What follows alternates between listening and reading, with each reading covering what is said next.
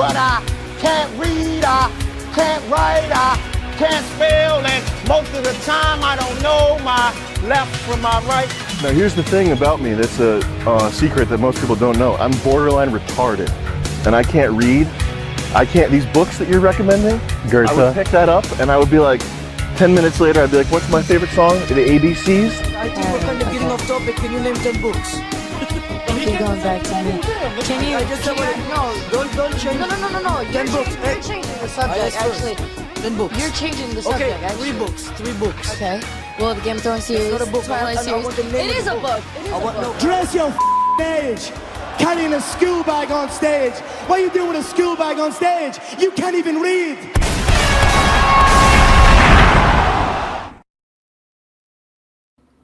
What is going on? It's been too long, Prude. It really has. It really has. But good morning, good afternoon, and good evening. I, too, agree with Iron Age Phlebotomist. I am actually retarded, and I pray that every day. Lord have mercy on me, for I am evil and retarded. But damn, is it good to be back to another episode of Do You Even Read? And we've got one hell of a book for you, no pun intended. Dimes, how are you? Good. You can hear me, right? It looked like my mic briefly cut out for a second. No, you sound good, friend. Okay, good. Doing a thing. I'm doing great. You were on a sabbatical. I hope you're all rested up because we got a doozy. Life, you know what? Just not to get into the headlines or anything, this seems like one of the worst years on record.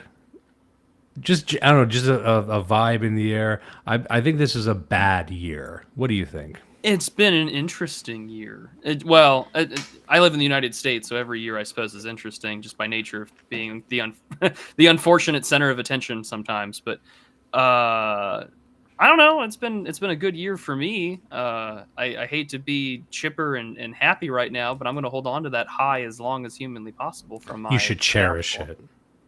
Cherish it because here's the thing: it's going to slip through your fingers like gelatin soon. It's already started because the discussion of I've now entered the dreaded, well, we need to start talking about wedding planning. And I'm like, I think I'm going to walk into oncoming traffic. This guy, if you don't know, if you haven't heard the news, he's betrothed. I am engaged. How's it feel? All my anxiety and questions about it disappeared as soon as I asked the question. So I feel pretty content.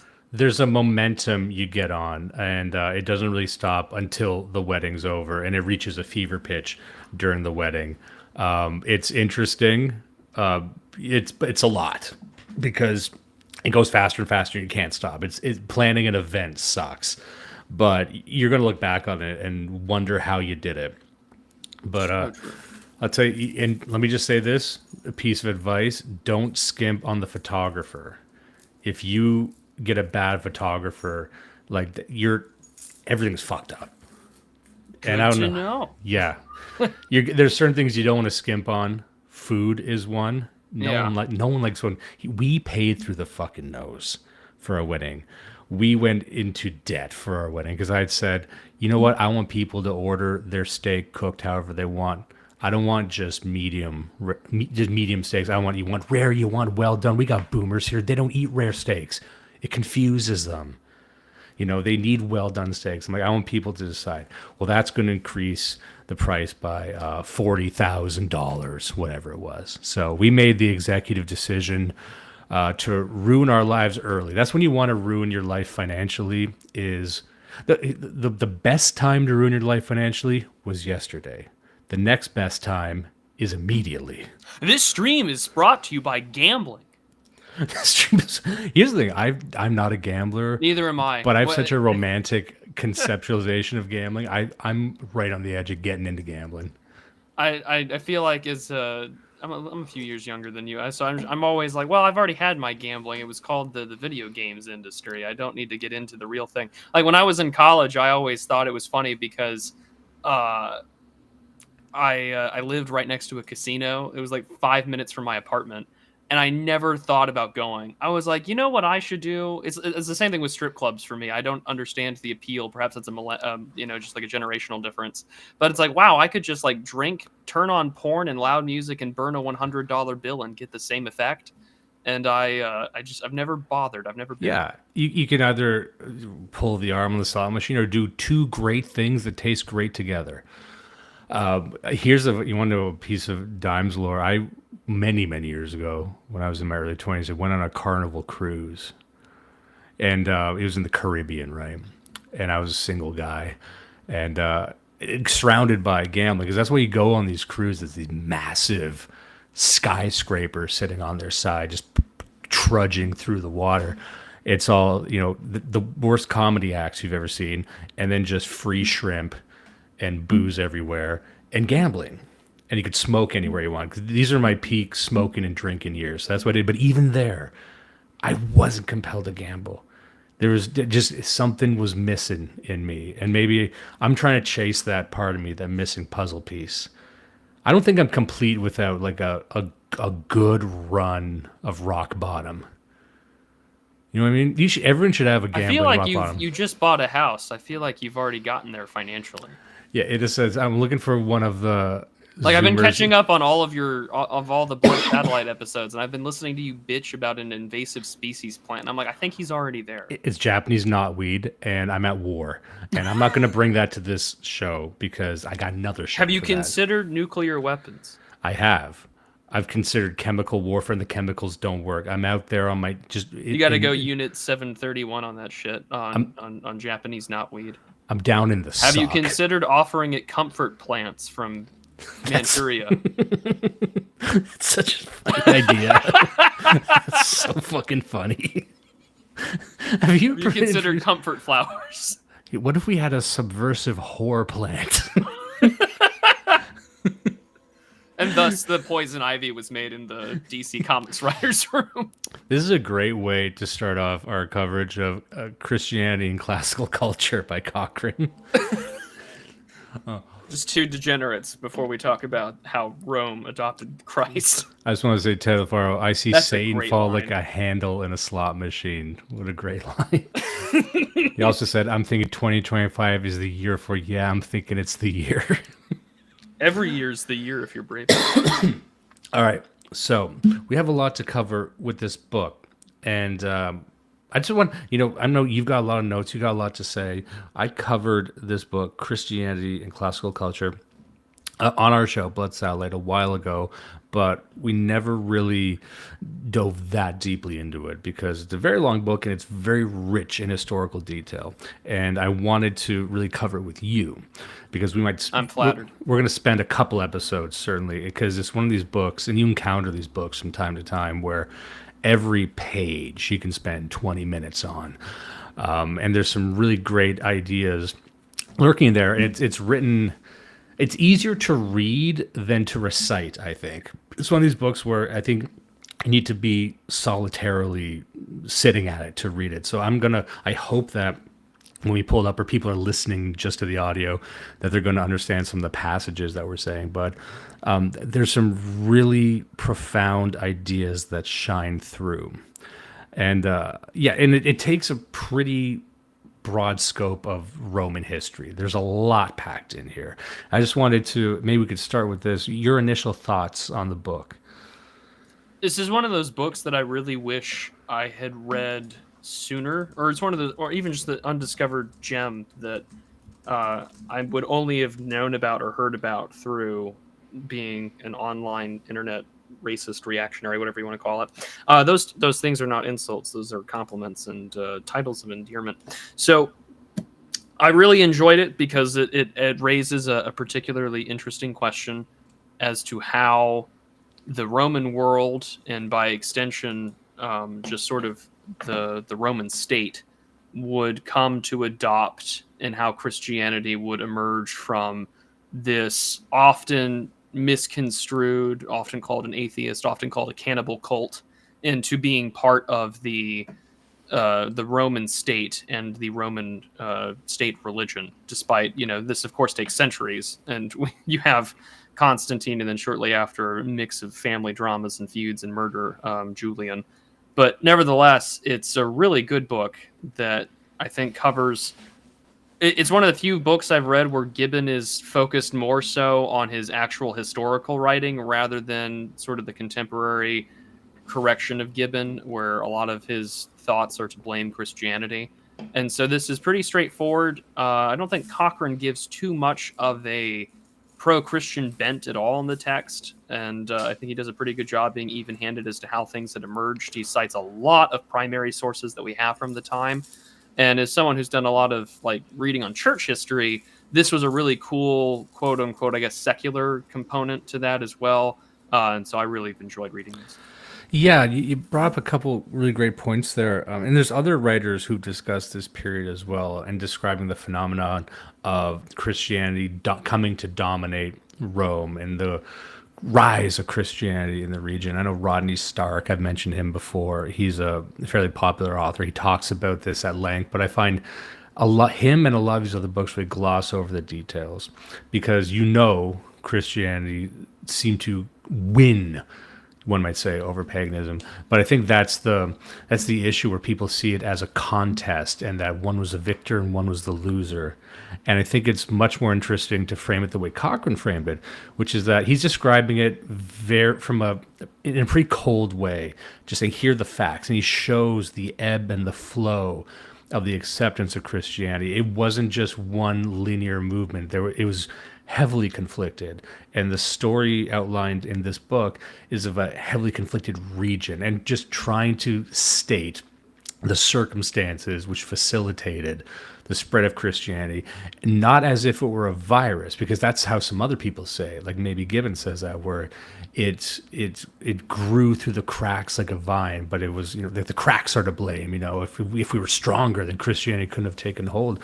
Whereas I found Cochrane, this will be a really silly way to say it, but he described it as a mind revolution. I think that's the best way to look at it. Like, there was a reason why people did this. There's a reason why Christianity was attractive, especially when surrounded by other religions at the time, because as we'll get to in the book, the story of Rome at this time there was incursions from a great many religions and faiths from the East and from the fringes of the Roman Empire. It was a arguably multicultural place, and that was one of the reasons that the citizenry where they felt that the state was becoming degraded. So it's not like it was just one. It wasn't like a virus overtaking Rome. And so to see it explained like that, but also not necessarily from a pro-Christian perspective, it's just almost like the evolution of the mind.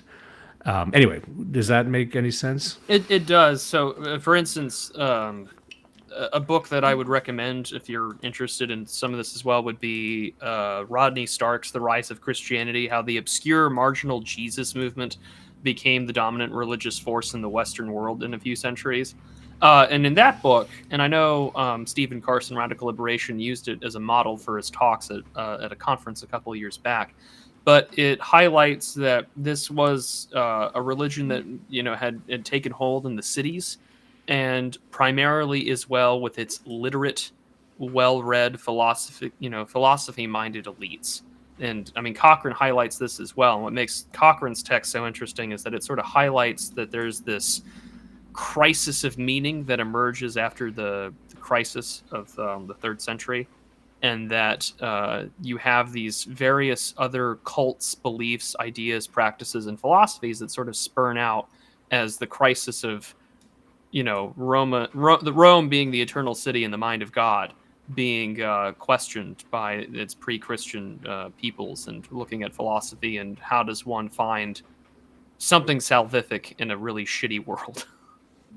Yeah, sorry, something happened to the book that was on screen there, I think. Can you see the book on screen? Yeah, I sure can.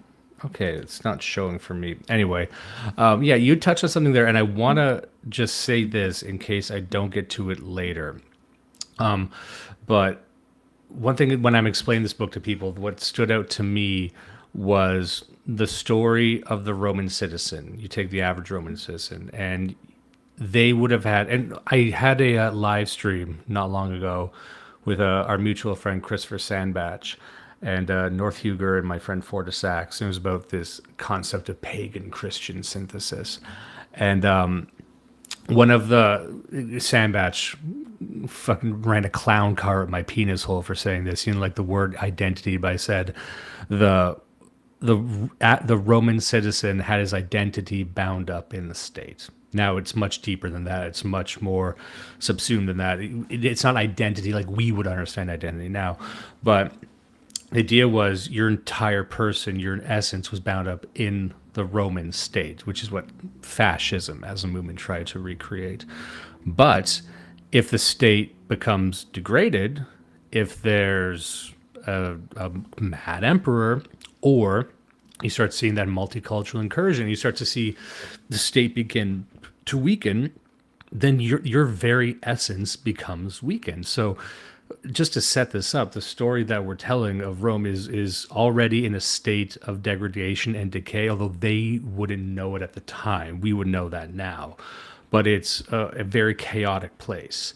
It's still strong militarily. It's arguably strong culturally, but the reason Christianity is appealing is because the Roman is in crisis at this time and is looking for something.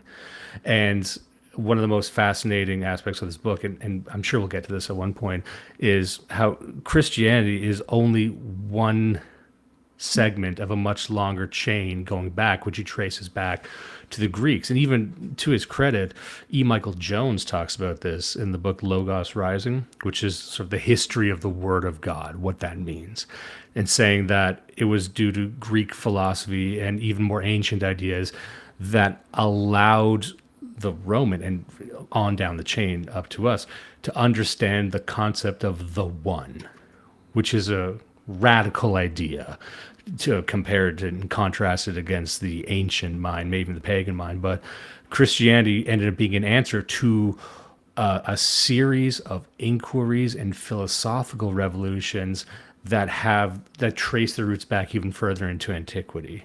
So it's not like everything was in stasis and then Christianity was uploaded and everything changed. It's like, no, there was this transformation going on that was a lot more gradual, and that's what I found really interesting. Yeah, the not to say it's just like this raw competition of ideas, but there's also, I don't know if you've covered it before with Judas, but I mean, like, even other books like about the bicameral mind, or just the philosophies that it existed at that time. And as things begin to evolve out of, external crises of identity and political as well as spiritual meaning, you have, as Rome continued to move eastward, and of course you had ongoing problems in the western part of the Roman Empire, you're exposed to all these different ideas. And, Rome kind of experiences this Orientalism. Not that there's a fascination with it, but that there is exposure to it that begins to infect thought. And then as the Roman provinces in the east begin to, have their growth and their sort of development civilizationally, like some of this really begins to take hold. And then, of course, you have trade. And as Rodney Stark points out in his book, you also have a Jewish diaspora that is simultaneously being preached to, attempted to be converted, and then also telling the Romans, hey, you got to kill these guys. So you get some very strange bedfellows, but also some interesting interactions of various ideas, not just Christianity or Judaism, but also Gnosticism, various teachings of Platonism, and then Manichaeanism. So there's a lot of stuff here that's Cochrane gets into, and a lot of, again, primary sources, which is just delightful. Yeah, if I could just tee it up with what's part of the book here that I really liked. It goes in the preface. He says, the theme of this work is the revolution in thought and action, which came about in thought through the impact of Christianity upon the Greco-Roman world. In this work, I ventured to defy the accepted convention and attempt a transition from the world of Augustus and Virgil to that of Theodosius and Augustine. The history of Greco-Roman Christianity revolves itself largely into a criticism of that undertaking and of the ideas upon which it rested, vis-a-vis that it was possible to attain a goal of permanent security, peace and freedom through political action, especially through submission to the virtue and fortune of a political leader. This notion the Christians denounced with uniform vigor and consistency, and what they demanded was a radical revision of the first principles as the presupposition to an adequate cosmology and anthropology. And like I said, later in the book, he really gets into this a bit more, but he returns to it at various points where he says the yearning they had was for a greater kingdom, or when confronted with this idea of something greater than the immediate materialism, or they found a conduit to the paranormal world that was stronger. It was simultaneously grander and more abstract, but also more literal.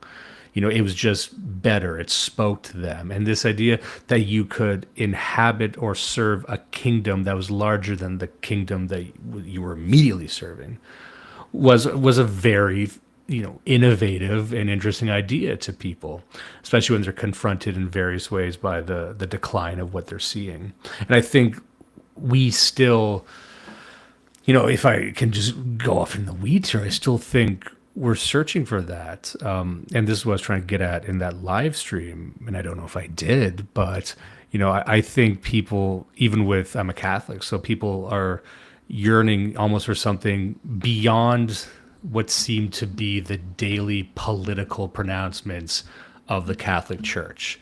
They're yearning for it to speak to some higher ideal that has nothing to do with the Pope's comments on whether or not nationalism is mean. I'm probably not supposed to say that, but you know what I mean? So it's like there's, I think across the board, even with devout Christians, there's this deep interest in accessing a higher level of this thing. What do you think about that? Yeah, and I think that's a good way to sort of tee up the beginning here when it comes to pre-Christian Rome.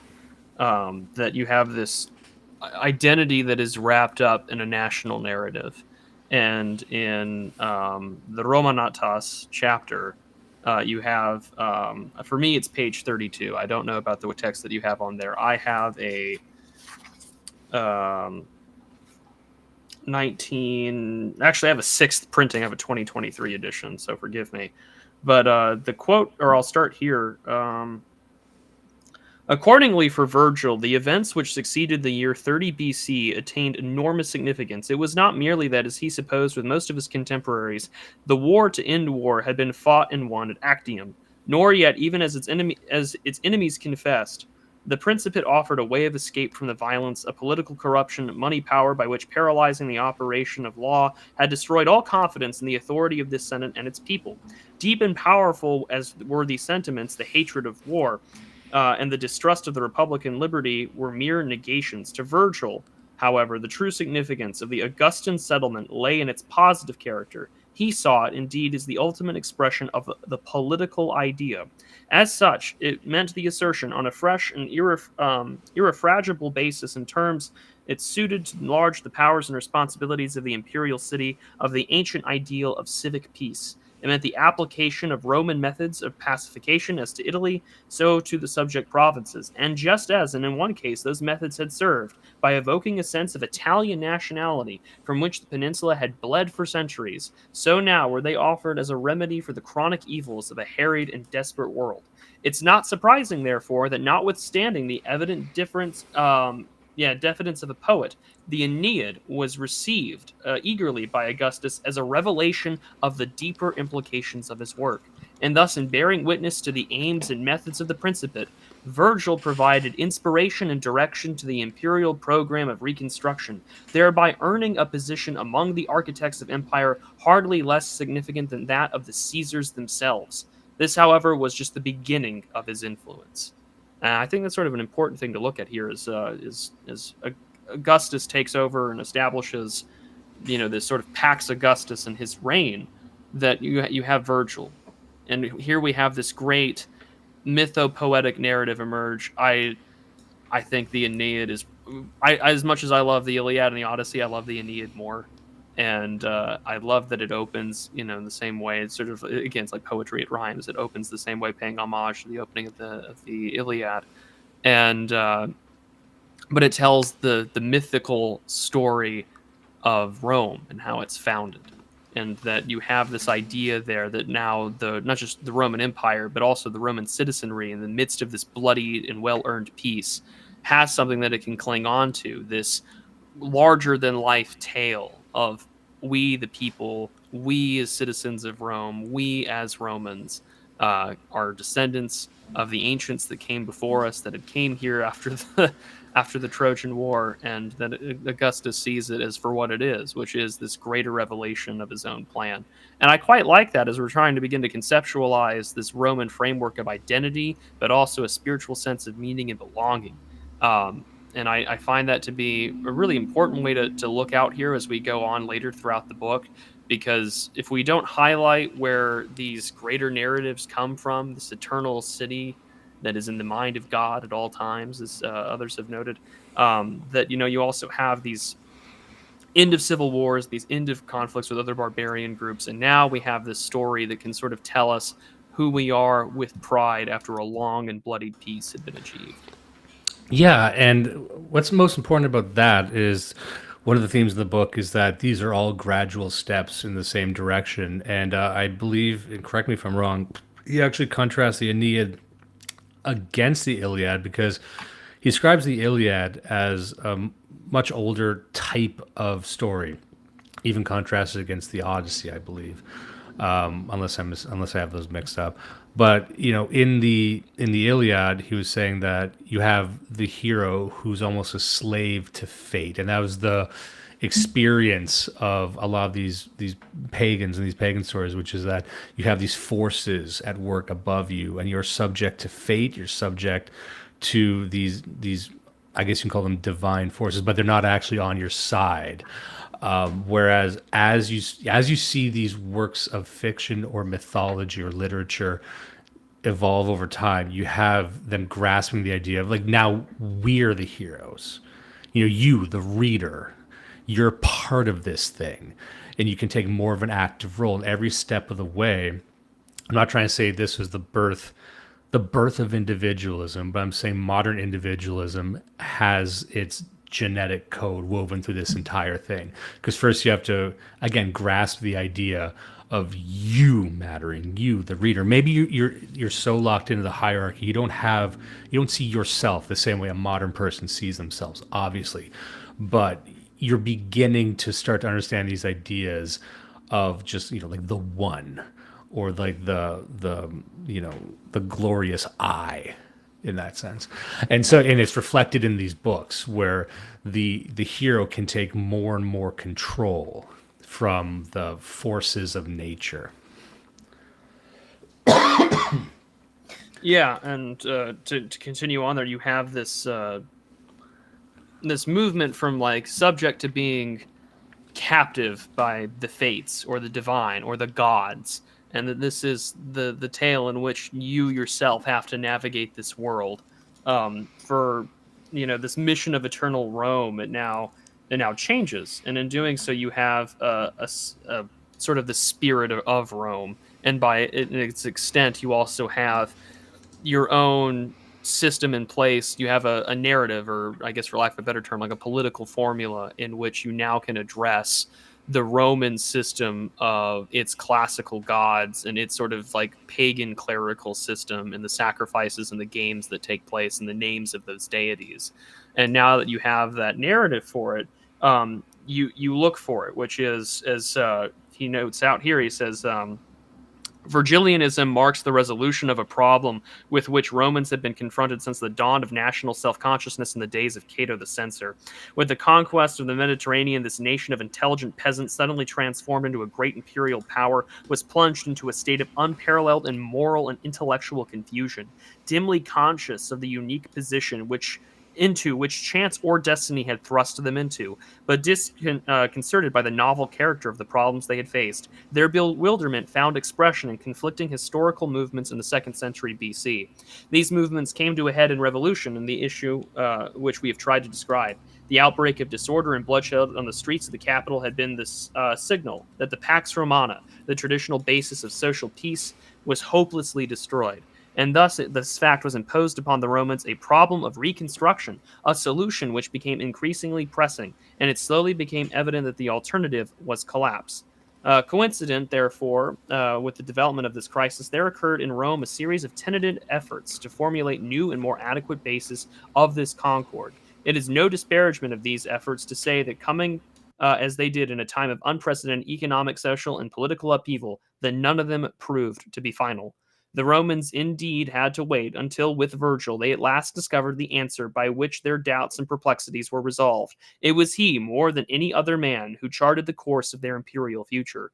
Nevertheless, the elements of that problem that he saw were inherited from his predecessors. For his solution, he had made heavy drafts upon them, so that directly or indirectly, they also contributed important ingredients to the common body of ideas that was to dominate the life and mind of imperial society.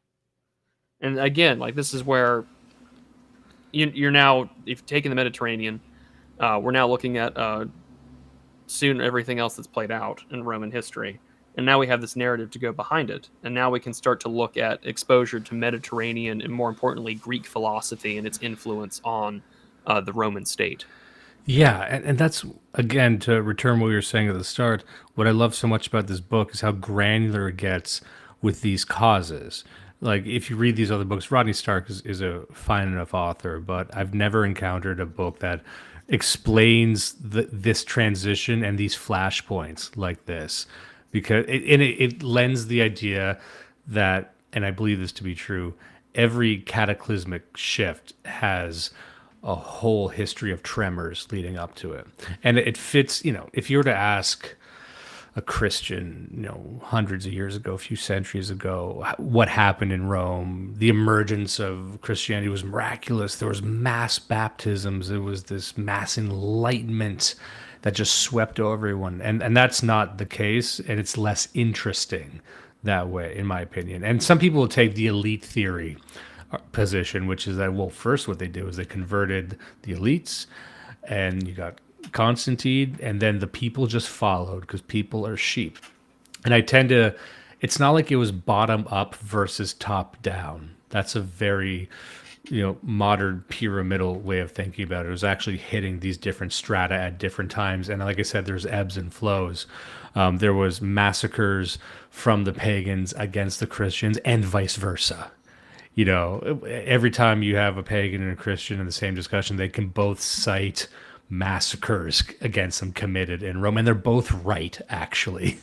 And just to continue, building on setting the stage for Rome, I really like this segment here on page 2. It says, the Pantheon was crowded to the point of suffocation by a host of extraneous deities.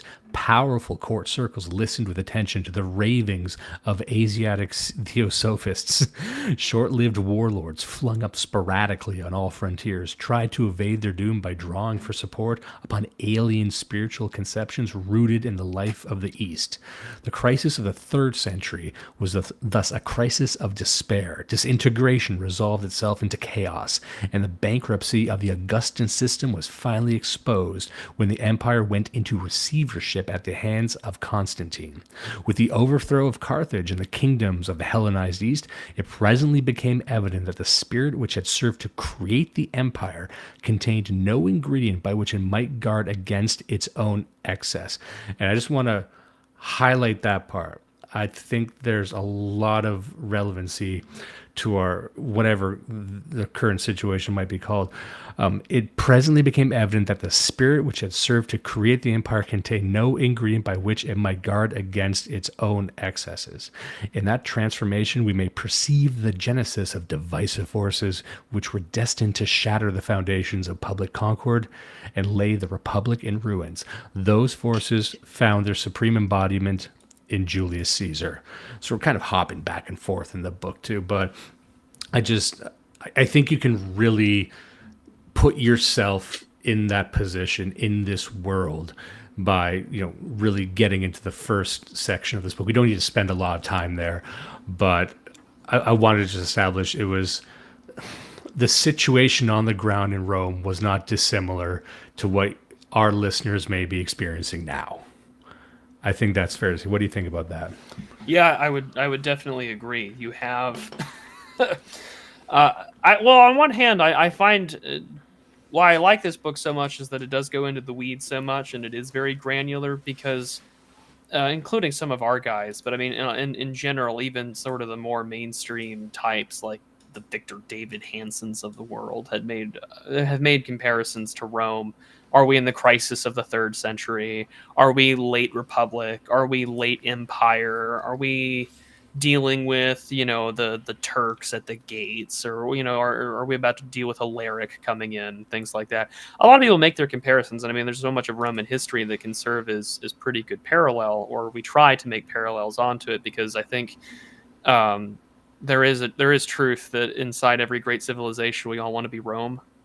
And so which I mean there's truth to that. I mean even the pre-schism church had maintained that in its councils. I think it's from the council in Chalcedon, and wherein like you have New Rome and Old Rome, and so the Patriarch of Constantinople has that first chair when it comes to dealing with meeting at the time the Patriarch of the West, now just known as just the Pope, and so you've got that going on.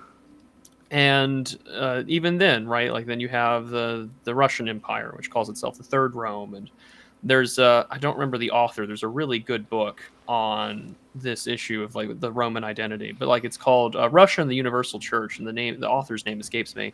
But one of the things he points out is like even in the Christian world, like it's the Christian East at this time in the Byzantine and the Roman Empire, wherein like you see so many multitude of heresies pop up that have to be sort of countered, that you don't really see so much in the western part of Rome and the Western Church.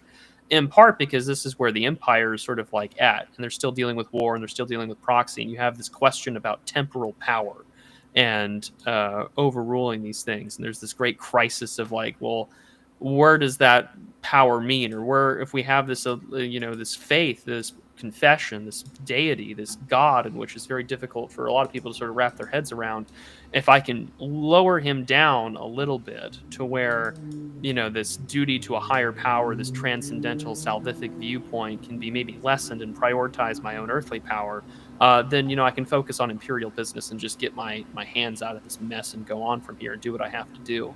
And when I'm reading Cochrane, and I've been reading him now for the last several weeks in preparation for this, and I've been really enjoying it. I'm still got like 100 pages left in the book. It's a thick one. But I noticed that even in pre-Christian Rome, that there's so much meddling in affairs in which even senators and emperors are getting involved in these businesses, because there's so many things that you sort of have to pay homage to, especially with this large pantheon. And even in our secular society, it's like that too. We have so many groups and identities, and now we're seeing fucking Sikhs in America apparently praying over in Congress. Like, it's a very strange sort of like political cosmopolitanism that mandates its presence in all things religious, and even of course the Roman word for it, religio, or Latin I should say, but it's all there. And yeah, so you could imagine the average American is told that it's the most Christian thing imaginable to allow these public and humiliation displays against them from these foreigners. You could imagine the exact same thing happening in Rome, that look, these incursions from the East, the expansion of Rome and all the filtering in of all these ideas. What's more Roman than that? And then the average Roman saying, I don't like this. And I just want to point out this great line here from Richard, and he was echoing something I was going to say. LARPing as Rome has a long-standing European tradition, and I would say, I don't think you count as white if you're not trying to recreate Rome. And I mean that. And I mean, you don't even need to think of it logically. You just, when I say that, you kind of feel it. You say, yeah, you're mouthing the words, yeah, when you hear that. Yeah, a friend of mine had recently said, he says, really the best way to sort of look at like European and what we would call Western civilization is just like Rome and the North, i.e. like all Northern Europe and the parts that weren't yet really in the Roman Empire. He says, really, that's the way to conceptualize the West, because what does every civilization try to do after Rome as we know it in the West kind of falls, and it's just sort of the Byzantine Empire. But I mean, in the West, what is it? Well, it's everyone's trying to be the next Rome, the Holy Roman Empire. We're the new Rome. I mean, for us in the American founding, you read those Federalist Papers, we're not citing the Greeks. or I mean, we are, but I mean, we're looking at the Roman Republic more than anything. The Roman, Greek, and Swiss republics. I'll take it once. We're all trying to be Romans, buddy. I'll take it one step further. I'm going to splash around in the retard puddle for a second. I think we're doing it wrong. I think the less you know about Rome, the better. I think if you know nothing about Rome and you still want to recreate Rome, that's peak white guy. Maybe you watch Gladiator, and that's about it, and that's enough. That's the essence. That's the blood memory. Us, you and me, we're getting in the fucking thick of it. We're breaking out the microscopes and the barometers and the little rubber mallets, trying to dissect this thing. No. Just go on the fucking surf the vibe, and you'll do fine.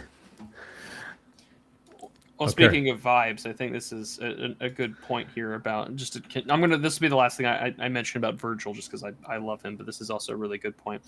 He says, for as Virgil sees it, civilization does not evolve itself. It is not the ultimate but unforeseen result of a fortuitous collocation of atoms. It must be constructed, and Virgil envisages his countrymen above all else as builders.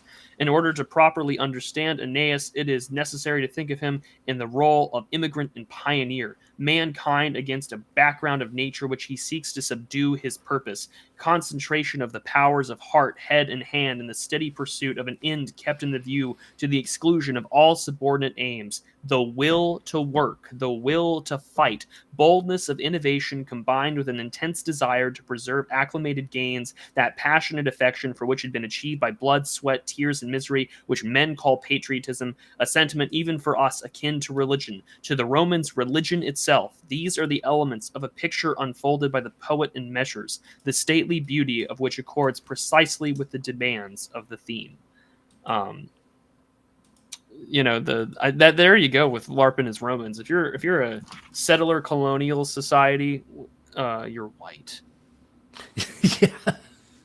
And one thing that, and this is calling back to what you had said before about, the generation, this idea of the Roman people. I skipped ahead here to page 56 on my end, but he's got this part here I highlighted, and maybe this is the time to fit it in. He says, from this standpoint, there can be no question as to the ultimate residence of sovereignty. It is and must remain with the populist or organized community whose primacy is thus theoretically secure and final. This community is the generative source both of imperium and dominium. The former, the principle of the public order, the latter, that of private right. But in contradiction from dominium, imperium is non-hereditary, and so far from conferring any title to ownership, it exists in order to protect its owners and its titles. And I like that idea of sort of the shifting from the sovereignty shifting from the state to the people, the Roman people, even gradually, as it is beginning to achieve a conceptualization of itself as captured by these great poets and writers. And it continues on here on page 72. Let me just pull this up here. Go for it. It says, from this standpoint, the permanence of Romanitas was ensured by the fact that it made possible a realization of what have been called the essential and indestructible elements of the private personality.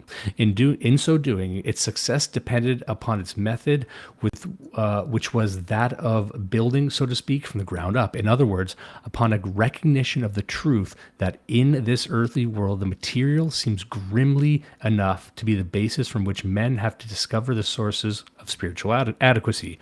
Of this impressive system, it may be observed that the dominant conceptualization was novel.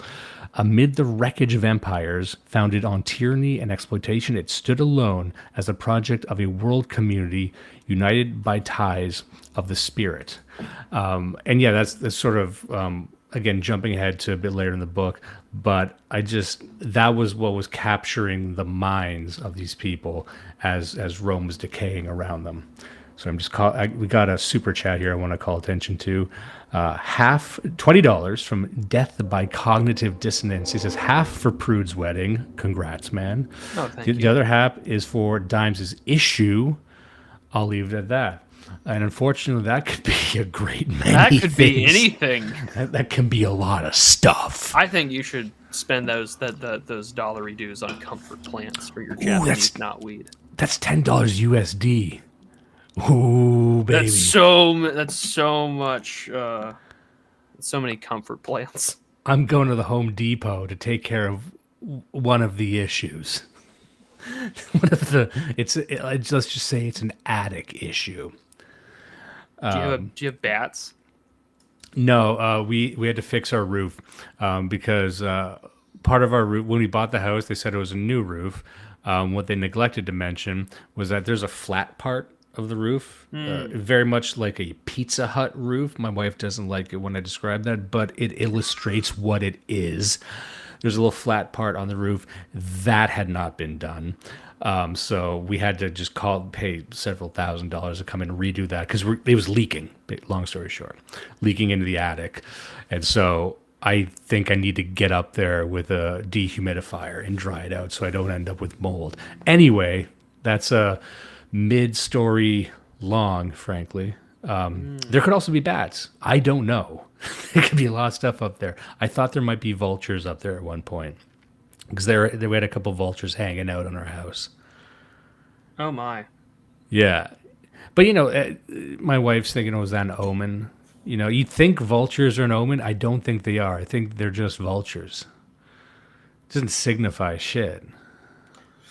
Well, that's another thing I picked up from reading this book is just how much what we would call superstition. I mean, this is also pointed out in Fustel de Coulanges, the ancient city, but like just how much something like that, vultures, like a sign, would be treated as just the almost the national mood and character if something like that were to be seen. And not even just the famous, in the sign thou shalt conquer, but also just in pre-Christian Roman society, that things like that would take a large place. And in fact, as the Mediterranean is conquered and the Hellenistic influences are very clearly on the Roman mind, Cochrane points out that, now that the Romans had sort of taken on this position, the question is now going to be, are they going to succeed where Alexander the Great so many centuries ago had failed? What chance does she have to succeed where Hellas had failed in that regard? And this isn't just like keeping the territory conquered or expansion. There's also this, I don't want to compare it to like this, like chiliastic sort of, sort of these heretical viewpoints of like Christian eschatology, but there is this view even in the ancient world, the pre-Christian world, as Cochrane points out, about, well, can we have this peace again? Can we have Pax Augustus again? Can we have Pax Romana again? Can we have it with each new conquering? Can we finally find this 1,000-year peace that we've been looking for? Again, LARPing as Romans, 1,000-year reigns and such. Yeah, it's just, it seems like America's as close as anyone's gotten to recreating Rome. Would that be? I feel like that's an insult to Rome. It sounds like a novelty take, but I'm not sure that it is. If Rome had the internet, maybe Rome would look like America. That's terrifying. Actually, no. Let's not go with that because I feel like that bastardizes Rome. He thought about it for a second. He said, "You know what? That's retarded." No, thank you. Look. He doesn't got a show with Geo right now. I cannot be the new Geo. I will not be the guy. You don't talk about women like he does. You're fine. James, you fucking idiot. You shit. You're a shit guy. Shit ass. I'm like, that's my memory of the digital archipelago. Just the last episode we did, although we'll be back later. Oh, Hazel says dimes, vultures are very Roman. They are. Nice. We got a lot of vulture guys in the chat. I had no idea. I think people are just hungry for blood. People are hungry for roadkill, and that's why they tune in. Welcome to Do You Even Read, the intellectual roadkill of the online right. I'm your host. I wanted to jump part. I know there's some parts you want to get to from part 2 of the book. I just wanted to splash around here a little bit. Sure, absolutely. Looking at page 30, it says, The perils by which the ancient Pax Romana was threatened were already evident in the days of the elder Cato, even if their meaning was not yet fully understood. It was indeed Cato himself who first sounded the note of alarm. Viewing with apprehension the rapid disintegration of the traditional morale, he attributed it to a mixture of elements brought about by the wars of overseas conquest, which had exposed the state to the influence of foreign customs and novel examples of living. In his hostility to influences such as those represented by the Scipios may be found the explanation of Cato's famous observation that the reception of Greek culture would mean ruin for the Roman state. By thus endorsing doctrines which undermine the very being of the Commonwealth, Aristotle revealed the inadequacy of the philosophic naturalism to provide an effective sanction for the claims of civic freedom and equality. And it sounds like I'm just kind of repeating myself here, but I just wanted to give an approximate timeline of how the decay of Rome was occurring at that time. And I just wanted to jump ahead one more time just to build on that, page 75 here. I wonder what part of the book this is. Roma Eterna. It says, Greek literature reveals many varieties of excellence, and it points to many alternative ways in which it may find expression. In this, it no doubt faithfully portrays one of the most remarkable aspects of Greek genius, the Faustian curiosity, which helped make their civilization progressive, in fact, even if the Greeks themselves did not succeed in formulating an intelligible theory of progress. But notwithstanding the diversity of its findings, Hellenism maintained throughout a consistent attitude in seeking to view its problem objectively and looking to nature for the answer.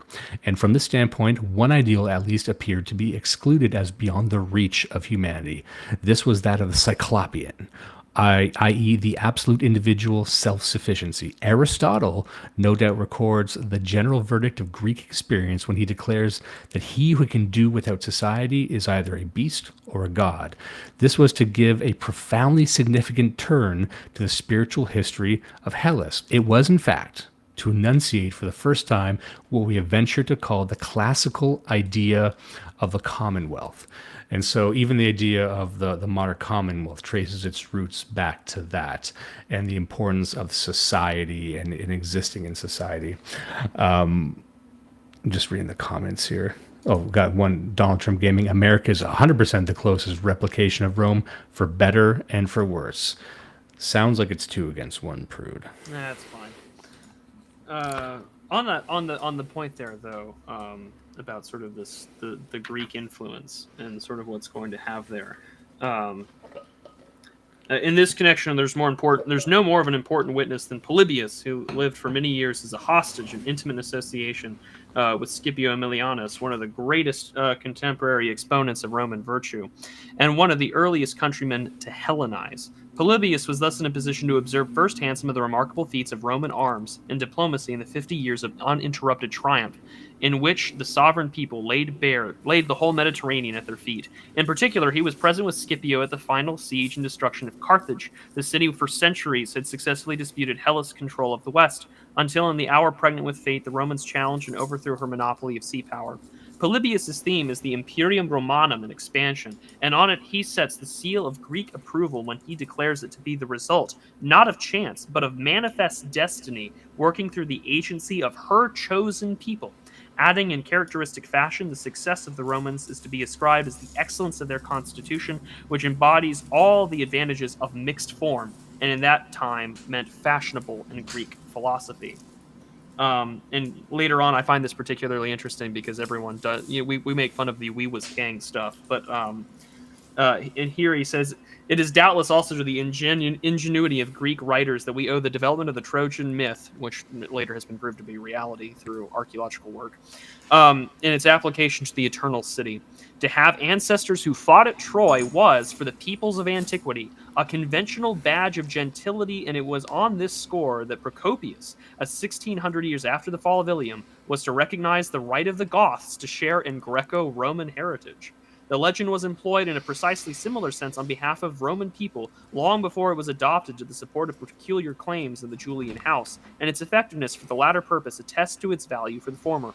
It is accepted form, however, that the Trojan story involved the serious drawback of portraying Romans as descendants of the, quote, national enemy, and it remained for a Greek of the Augustan age by an ingenious manipulation of surviving evidence to demonstrate, however this might be, that the constitution of Rome was thoroughly Greek, and indeed, outside of Hellas, she was the most Hellenic of cities.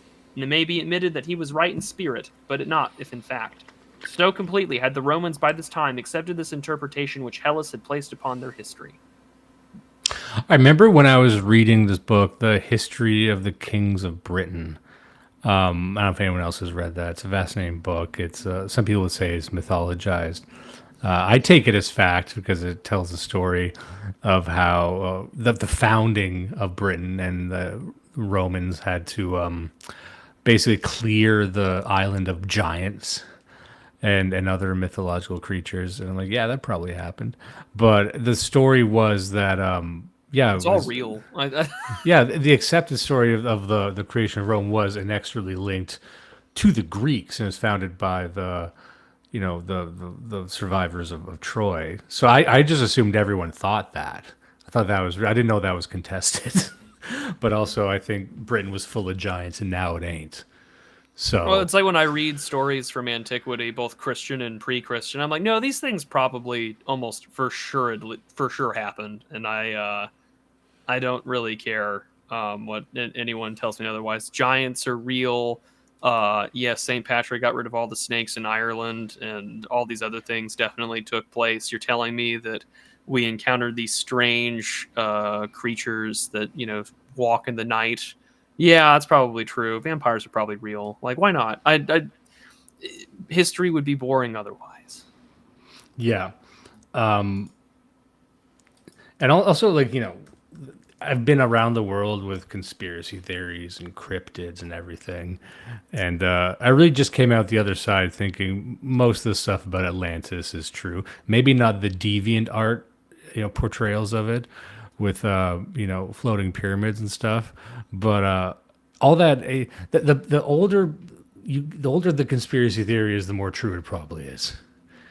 All this stuff about dragons, sure. I don't even know why that would be conspiracy theory. But that gets grouped in with that, any of that heady stuff. I'm like, no. If what you would call a conspiracy theory is older than 50 years old, it's probably true. Any of the new stuff, probably not. That's just people who don't know how to look at photographs. That's like the Tartaria stuff, and people not know. The conspiracy theory that's most popular now is that when the colonists arrived in America, that the White House was just there, fully built, and we said, "Wow, there's all this stuff. All the stuff's here." They went to Manhattan, and it was just covered in skyscrapers. No joke. That's what they fucking think. It's just, look at this. Wow. We should bring more people here. There's streetcars. Fucking assholes. Look, I love a good asshole conspiracy. Yeah, then the Indians weren't even there. You know what I mean? It's like, no, the Indians were they're underground, and they came up at night. And then they came up and greeted us and said, "Hey, Ahoya, we got a casino underground." Yeah, it's all. That wasn't even there. We just found a bunch of books that talked about white people and Indians. Imagine white people showed up and there's just books written about them in these libraries that were already fucking there. I would love to live in the world where just, one of the greatest moments in interviewing history. I saw this. I don't know if you ever watched the Adam Friedland show. I do not. But he's one of the world's most medium Jews. But he was interviewing Chet Hanks, and in his just perfect style, he's leaning back. Chet Hanks, Tom Hanks' son, he's a rapper. He coined White Boy Summer, I'm pretty sure. And Adam Friedland just leans back and says, "So do you believe any dumb shit?" I think about that all the time. I think that's how we should start every episode from now on. Like, whatever book you reading any dumb shit? Yeah, hey, so you believe any dumb shit? And I ask myself that. I'm like, you know what? Yeah, I do. I can't even explain it. But yeah, I believe that we just showed up in Brooklyn. There was already record stores. There's already fucking a Subway that everyone hates here. Oh man, that would be a fun one. I'm now thinking about that. I'm gonna come up with so many dumb stories now. It'll be great. I'm just gonna skip it here. Here's another part I like. I just like the idea that like the Dutch settle Brooklyn and there's already like a Jewish borough there. There's already like there's already a Jewish deli when the Dutch settle. I love that they get there. There's already all this Jewish stuff in New York. There's not even Jews there yet. To get to America, there's already a fucking Chinese food restaurant. Oh man. Oh, I'm having too much fun. I gotta make myself dumb as hell to really like argue about that at Thanksgiving dinner. You haven't heard enough. Like, I would love to find more Reddit posts about like a Tartaria guy comes to meet the parents, because you know he doesn't talk about anything else. You know, I feel like he probably keeps it really close to his chest. And then, like, you know, his father-in-law is like a history buff, and he's just like, yeah. And then the British burned down the White House, and he starts to cry because it's like a 2,000-year-old artifact to him. It's funny. He's like, oh yeah, so your dad believes a bunch of Zog stuff, right? It's like, what does this have to do with Zog? This isn't like a Zog. This doesn't fit. You can't just say this is. Yeah, Peter Minuit goes to New Amsterdam, and he's just like, why is all these Jewish? We have a serious problem with all this Jewish deli stuff here. There's no Jews. Can you imagine the Dutch people arrive and they're in New York, and it's like, what's a Holocaust museum?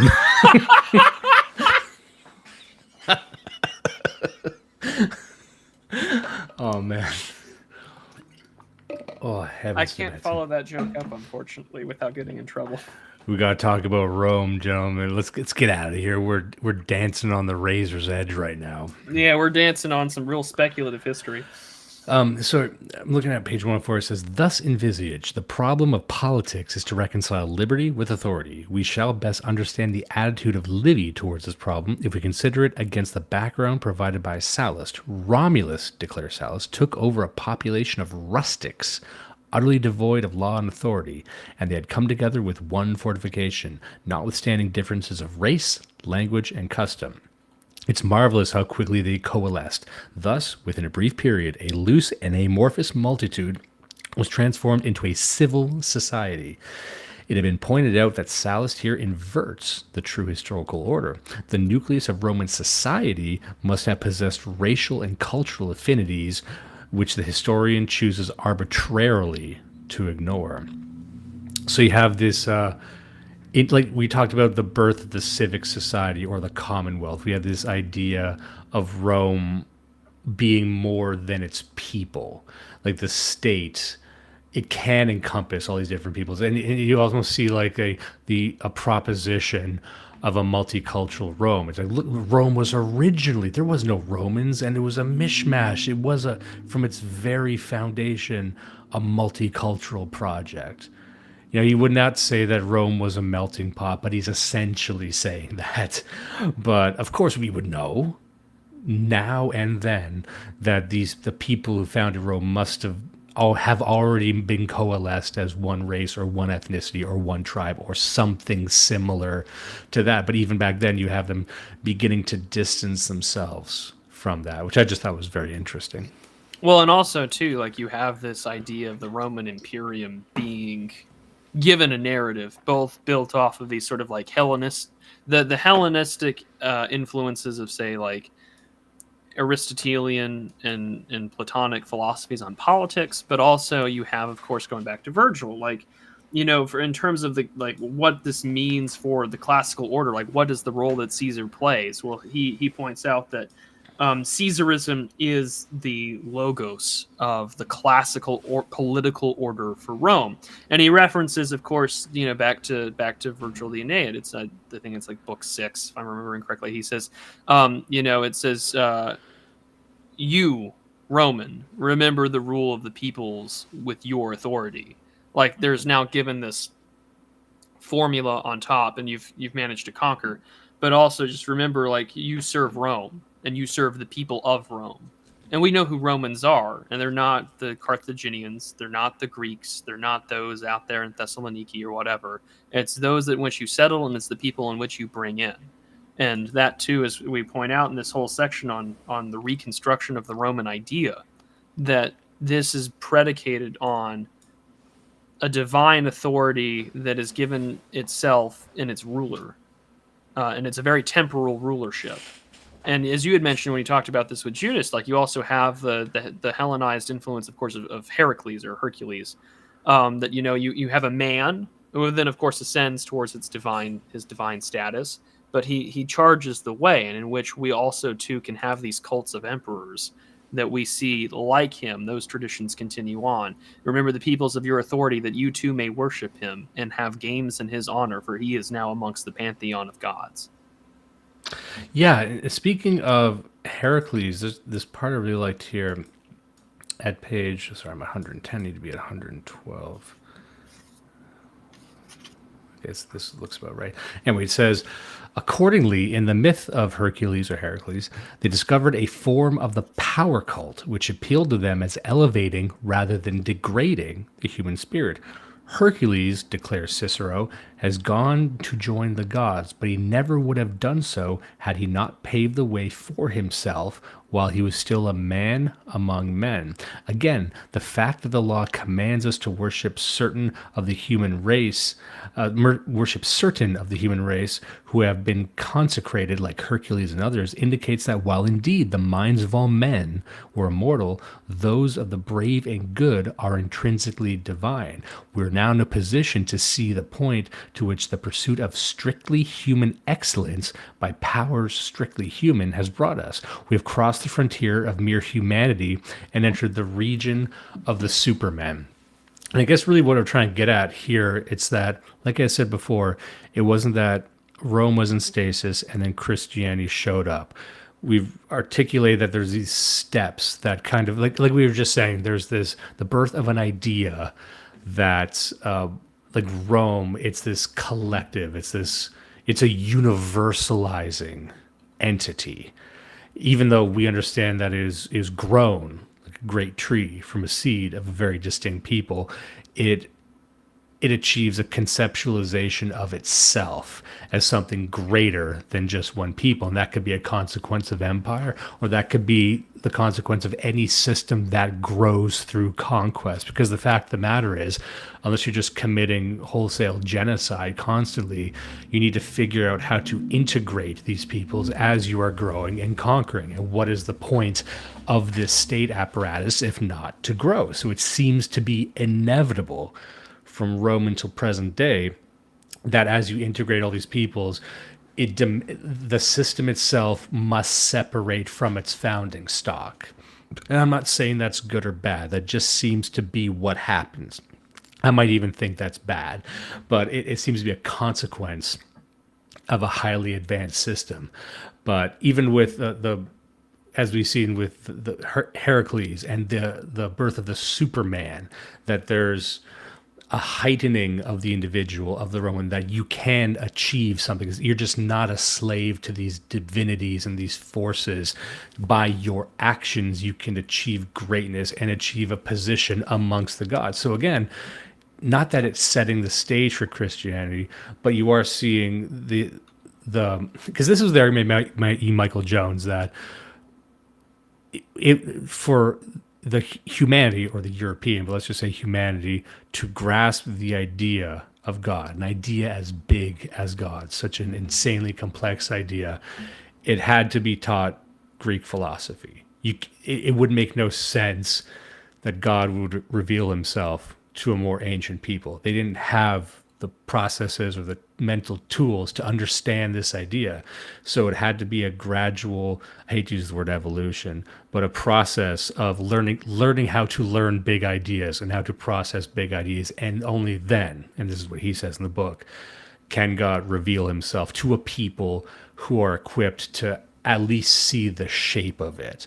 So that's really what he's trying to say in this book, that these gradual steps of introducing like the idea of the commonwealth, the idea of the individual, what can the individual achieve, but the individual, and what is the role of the individual in this system? And then he begins to separate from the system. But how can this individual, this group, be separate from the system? His essence is bound up inside of it. But you cannot facilitate that sort of break without all these other philosophical and theological steps leading up to it. Yeah, and building off of that from Gaius Sallustius Crispus, I'm sure I'm butchering it, 86 to 35 BC. Yeah, he mentions this also about sort of the Roman authority and what we understand as sort of just the Roman idea of like our own sort of Superman, is that, quote, Romulus, declares Sallust, took over a population of rustics utterly devoid of law and authority. After they had come together within one fortification, notwithstanding differences of race, language, and custom, it is marvelous how quickly they coalesced. Thus, within a brief period, a loose and amorphous multitude was transformed into a civil society. And it had been pointed out that Sallust here inverts the true historical order. The nucleus of Roman society, the gentes, out of which it was formed, must have possessed some racial and cultural affinities, which the historian chooses arbitrarily to ignore, probably for multicultural reasons. Yeah, that's what I was saying before. Yeah, the inversion itself is significant. It serves to emphasize his conviction that states do not grow. They are designed, manufactured, often, as was conspicuously the case with Rome, out of such an unpromising material as was assembled out of the so-called Asylum of Romulus. That is, for the purpose of what is required, it is a catalyst, potent enough to transmute this material into the elements of a body politic. According to its presupposes, it presupposes a conscious and deliberate act of statecraft, an act so stupendous that its nature and consequences would be impossible without being endowed with transcendent wisdom and strength, and in the words of Aristotle, surpassing excellence, goodness of a heroic or divine order, or as Cicero puts it, a degree of right reason and constancy which must be deemed superhuman or attributed to a god. So yeah, I just think that that's an important. You have that what I would call like that Orientalization from like the Hellenistic world, and I'm kind of cribbing from McLuhan there about Orientalism, but it's all present in the ability to determine these influences now about the order and then the impact that the divine has and what brings it out of here. And so like the Roman virtue then kind of has to encounter this new thing that begins to emerge. Because, who would have guessed that, someone gets executed to avoid a race riot. And then 3 days later, the world as we know it changes. Oh, Hazel makes a good point here. Doesn't de Maistre talk about something like this? Something like laws aren't written into being unless they are already in effect. I would say that is how traditionally they were done. And I know Adrian Hastings makes this point in, I believe it's Construction of a Nation or Construction of Nationhood. It's a great book about how you create a nation, basically. He mentions that in his essay on the generative principle of political constitutions. Yeah. It's it's an idea that seems obvious when you hear it, but any sort of Magna Carta, any constitution, the way it used to work is that this was just codifying what was already in practice. Whereas in the modern era, we devise laws and then subject the people to them. The idea that you would need to learn a new law is a product of our historical period. It wouldn't even make sense to these people at the time. Like the state could just make a random law and to as if it were to just guide your behavior against your will. Otherwise, and you hear all these great stories from across time about how, dueling was a lot more conventional, and we should bring that back. Yeah, it went without saying. Like it wouldn't make sense for like. How could they just take their guns away? It's part of you, right? That would immediately trigger a violent revolution if that was being encroached upon. Anyway, and I wanted to just jump ahead here to page 129. Says, our concern is rather with a vicious ideology and with the disastrous consequences of its acceptance by those who were invested with the purple, which means the emperorship. This we have already tried to describe as the classical ideology of power. We have observed how this ideology, erected upon the complementary concepts of virtue and fortune, had attained its apotheosis in Rome in the person of Augustus. Upon his successors, it imposed a nemesis from which there could be no escape. We may thus see Tiberius begging the Senate to remember that he was but a man, discharging the duties of a man, and hoping for nothing but a reputation worthy of his ancestors, yet obliged to accept in the name of him and his mother the veneration due to an earthly providence. I just want to skip ahead here also to 143. It sounds like I'm just trying to read a lot here, but there is quite a bit to cover, and I want to make sure that people get some of these finer points. By the way, I just want to read a couple of comments here before I do. Sure. Yeah, Sex Freakman says, yeah, people write laws when people's hearts no longer accept them by default is the idea. This is true. And also, Old World Exploration is a mud flood channel. It's funny to hear the free power stories. Just want to call attention to that mud flood stuff. Also, Big Toe 88 says C.S. Lewis sees Neoplatonism as a response to Christianity's superior worldview. Do you know anything about that? There's a long history of various Neoplatonist groups and organizations that certainly tried to overthrow the Christian church during the Byzantine period. So, I mean, the two have definitely interacted and have debated throughout the centuries and well over 1,000 years. I'm not really surprised that Lewis would write something like that. I mean, Neoplatonism definitely gets mentioned in here. Both as a response, but also as a political and philosophical influence on, non-Christian forces and body politics inside a Christianized Rome over the course of the centuries. All right, just to read the part I was saying here on 150. There can be little doubt that the term philosophy was apprehended in a singularly narrow and attenuated state.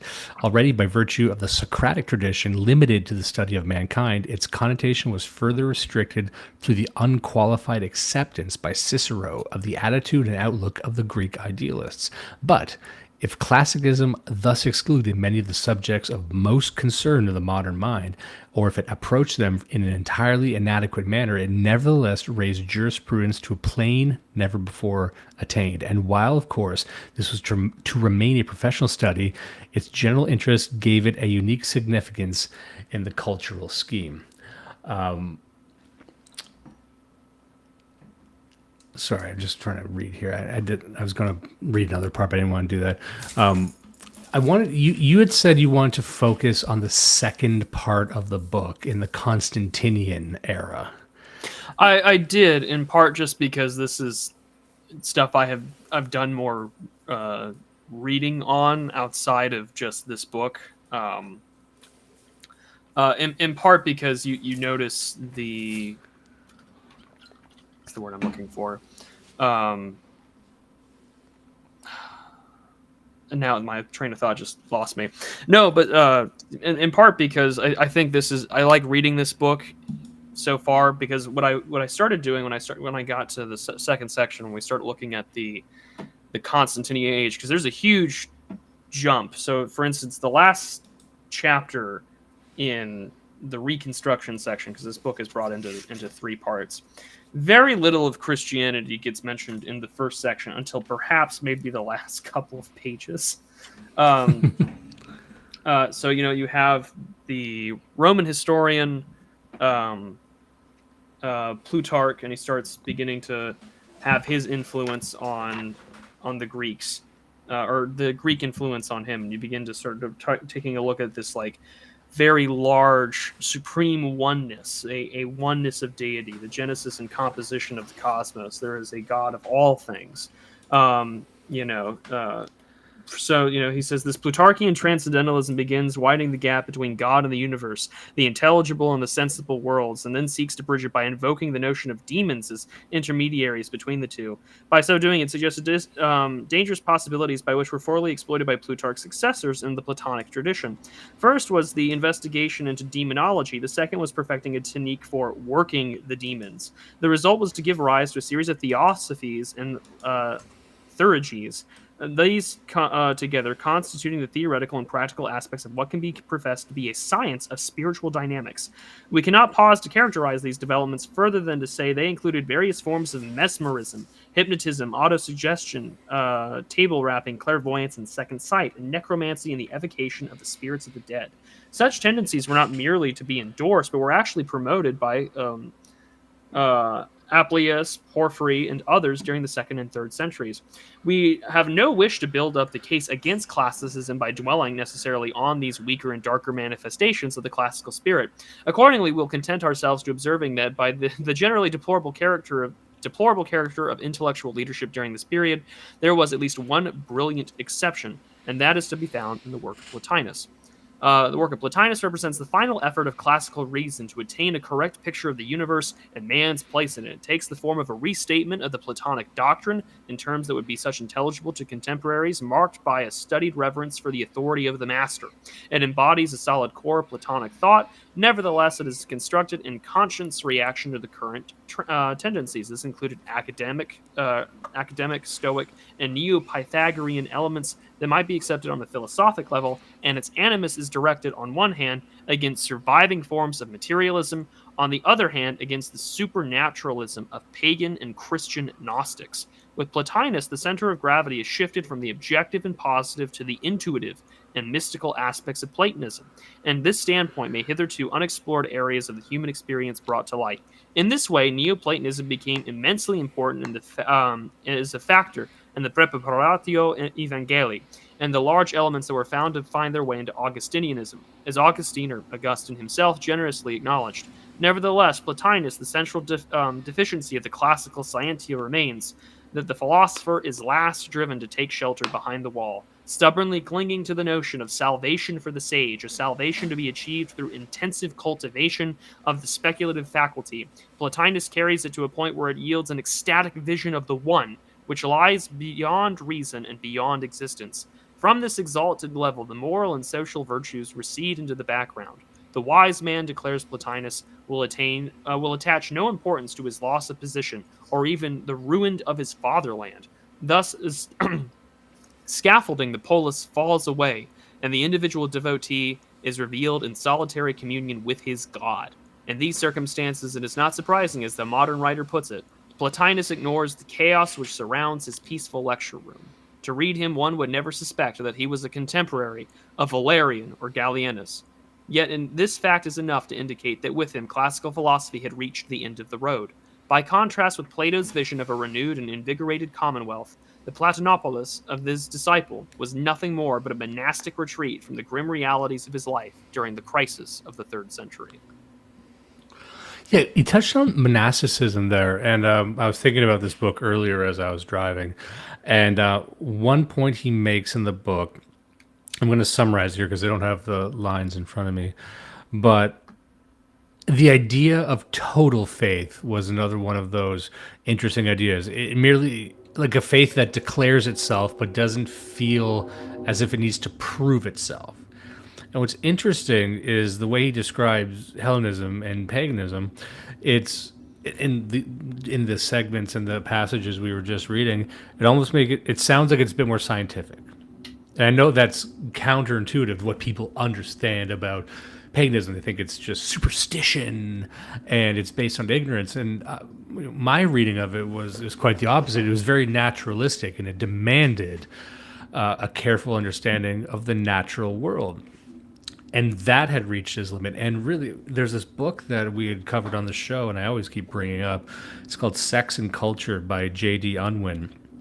I think I might have even mentioned it on something we were on not long ago. I can't remember. But without getting too deep into that, he was the thesis of the book, rather, is that there's a direct correlation between monogamy and sexual chastity and the level of advancement of a civilization in the form of a tribe. And he studies tribes from across the world in Papua New Guinea, in Africa, South America, Indian tribes elsewhere. It's an anthropological study. And one thing he notices, and there's 3 levels, and one thing he notices is that at the base level, and these are tribes with almost no community, No respect for the dead, because that's one marker of an advanced civilization. The more advanced you are, the more respect you have for the dead, the more you believe the dead are in some way communing with you, and you take care of them, and you build grave sites for them. Whereas at the base level, dead level conception is what he calls it. You basically just chuck them to the vultures and don't give a shit anymore, right? But one commonality he found between all the tribes was, how do they begin to understand the paranormal? Because at every level, down to the most savage tribes, they understand there's a paranormal world. There's a world they can't see that does things. And at a base level, they don't really have a lot of ways to commune with it. It's only after you graduate to a higher level of civilization that you do things like build temples and have rituals to try and earn the favor of the gods. And that's where you get medicine men and things like that. But one thing he had noticed early on is that how they denote a supernatural area. And you would really need to speak with these tribes and understand their language to understand what they say. You can't translate some of these ideas. But for something to be supernatural to them, it must be just peculiar. So that would imply that at a base level, these people, they have an understanding of the natural world, what's regular, what the cycles are, and then something that's different, some aberration or glitch. Something weird happens, lightning strikes something somewhere, like something that's out of the ordinary. Then something clicks on, they say, that's a special place. Now, what do we do with that special place? Now, depending how advanced your culture is, you might go to that place and make offerings to it or build a temple around it. But the point being that I think this sort of thinking evolved eventually into what we understand to be paganism, because that arguably is paganism, but it evolved into a higher order paganism because it's very direct with the natural world. You have to have a deep understanding and concern of the natural world and pay attention to the glitches and aberrations and figure out how to manipulate those glitches and aberrations. So in one sense, it's highly scientific. Now, the revolution of Christianity was saying, forget all that, which was interesting, which is that, no, you possess faith. This faith actually doesn't need to justify itself. It exists beyond reason. It exists outside of logic. That makes it more powerful. It is truly beyond everything that is here. And taken to the extreme, that's monasticism. That is, you forsake all and surrender all of your earthly possessions and all of your earthly concern even, and dedicate yourself just in staring into that world and trying to live on faith alone. And that's why monasticism, and he talks about this in the book, that was a new thing. It was a bewildering thing for them. Like, who are these people? Who are these monks? They don't give a shit about any of this. It seems insane. But anyway, that's just one thing he was explaining in the book that I found very interesting. Yeah, and then I'm a bit frustrated because again, you just get such a jump.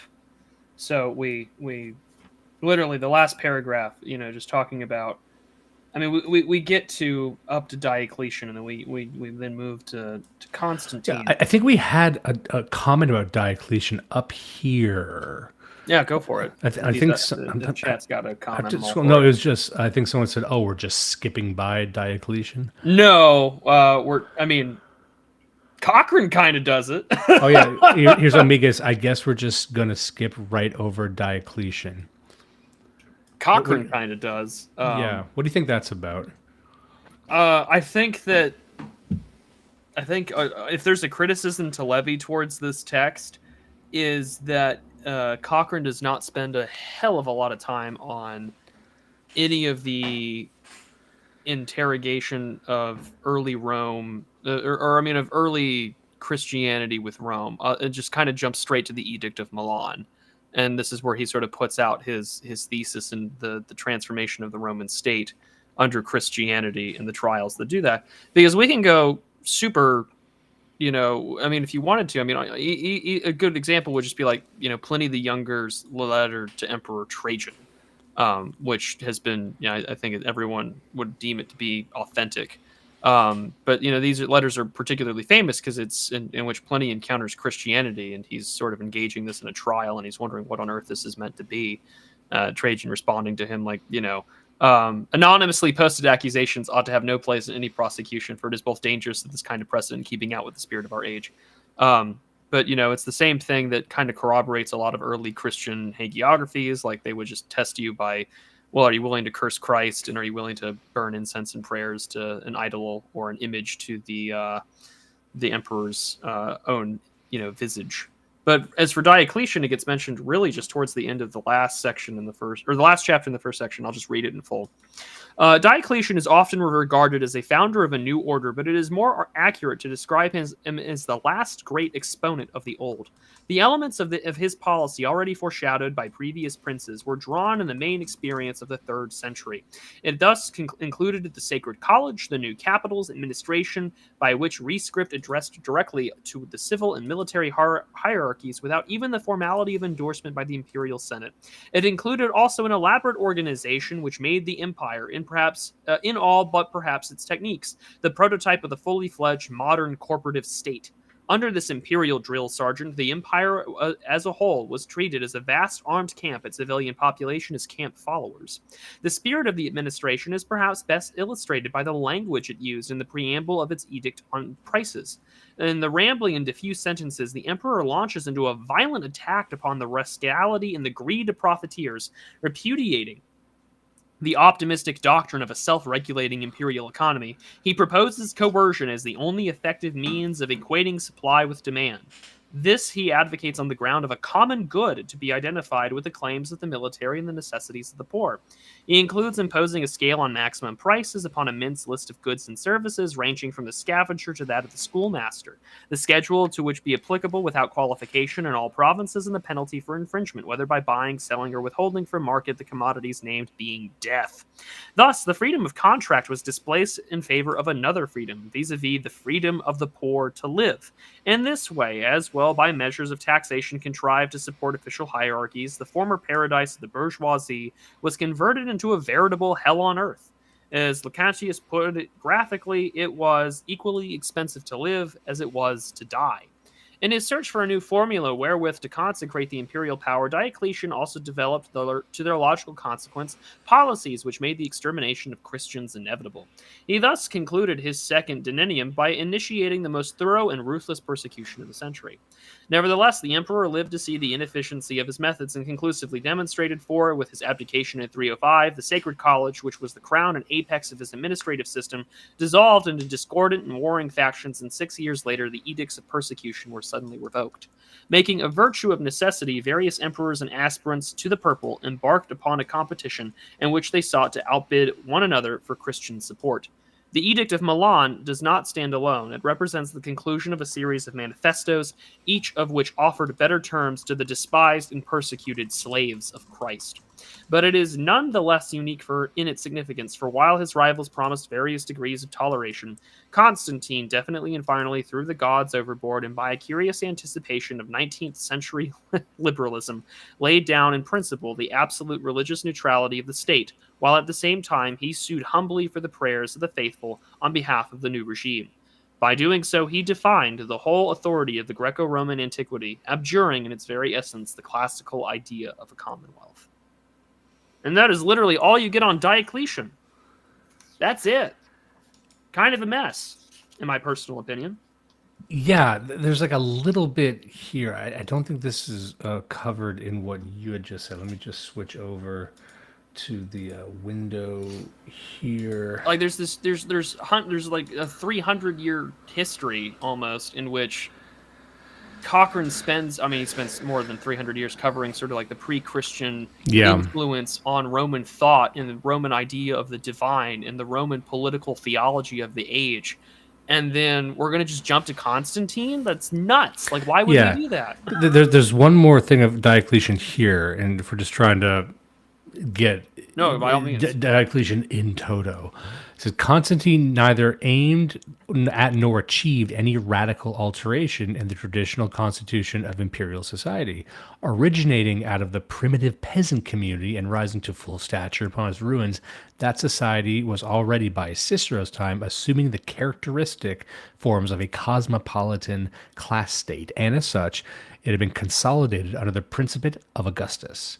In the evolution of imperial society, the drift throughout the 3rd century had been towards a strongly marked division of functions based upon occupational lines, and by fixing and consecrating these changes, Diocletian had succeeded in giving to the society something of the character of a system of castes, revealing in this and in other respects the nemesis of the classical polis.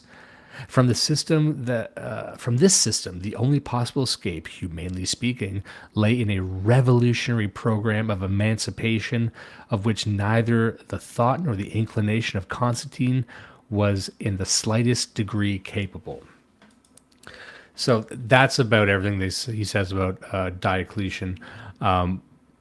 He only is mentioned in relation to Constantine. There's quite a bit spent on Constantine later, of course, but I think the analysis is correct. He skipped a lot of that part. He skips a huge chunk of it. I mean, there's no interaction between this, and I mean, we have countless surviving documents of antiquity. I mentioned Pliny and Trajan, and I mean, Trajan, or Pliny the Younger was the governor of Bithynia from 111 to 113 AD when he had died, and I mean that's an encounter. On the Christian side of histories, you have, of course, Justin Martyr, who had done quite a bit of work, and he had died in 165 in Rome, born AD 100. Like, all the writings there in terms of going back and forth, and then what's his name? It's gonna bother me if I Athenagoras of Athens, which is an early church father who had known for writing some very early embassy for the Christians around 176, 177, in which he's appealing to Marcus Aurelius and Commodus, whom he flatters as conquerors, but above all as philosophers. And it's the use of Platonism to try and interpret and understand Christian belief.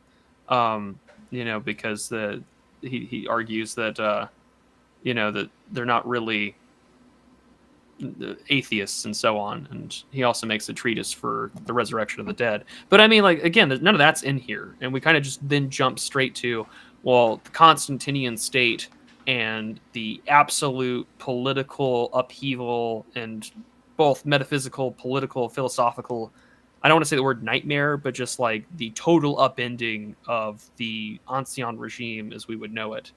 And I mean, that section is interesting to me because Cochrane also points out the same thing, that he's relying on really a lot, primary sources, but also he's relying on Gibbon, and he's relying on Eusebius of Caesarea, a Christian bishop in the 4th century, who is a bit of a kiss ass to Constantine. But you have to understand that Eusebius and a lot of, I would say, more imperially minded Christians at the time look at, and this goes on later in the book when they talk about when we get to City of God and St. Augustine. But like, Eusebius Caesarea is really big and emphatic on that the Roman Empire is this divinely brought upon institution by God at the perfect time, at the perfect place, by divine providence, to spread the gospel and to make the Roman Empire Christian. This is not a view shared by some of his contemporaries.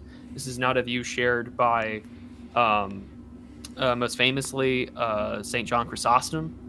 He certainly does not hold this view, but Eusebius certainly does, and he's quite the writer. I have my copy of the Church History, written by Eusebius, right next to Cochrane here. So taking a look at, for instance, Diocletian, as well as persecution.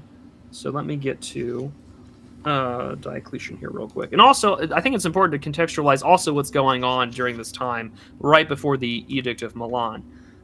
So here we go.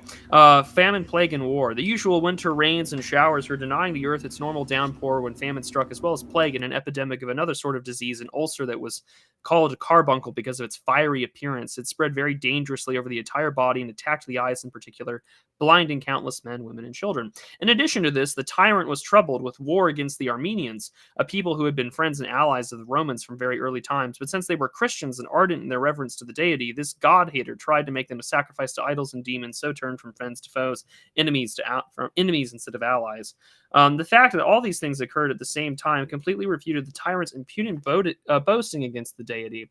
For all that he had the gall to proclaim that in his day famine, plague, and war were averted by his enthusiasm for the idols and his attacks on us. All these impacting him were overthrown and were a prelude to be overthrown. He and his army were worn out by the Armenian War, and while in the cities under his rule were so ravaged by famine and plague that 2,500 Attic drachmas were given for a single measure of wheat. Countless numbers died in the cities and even more in the villages and the countryside.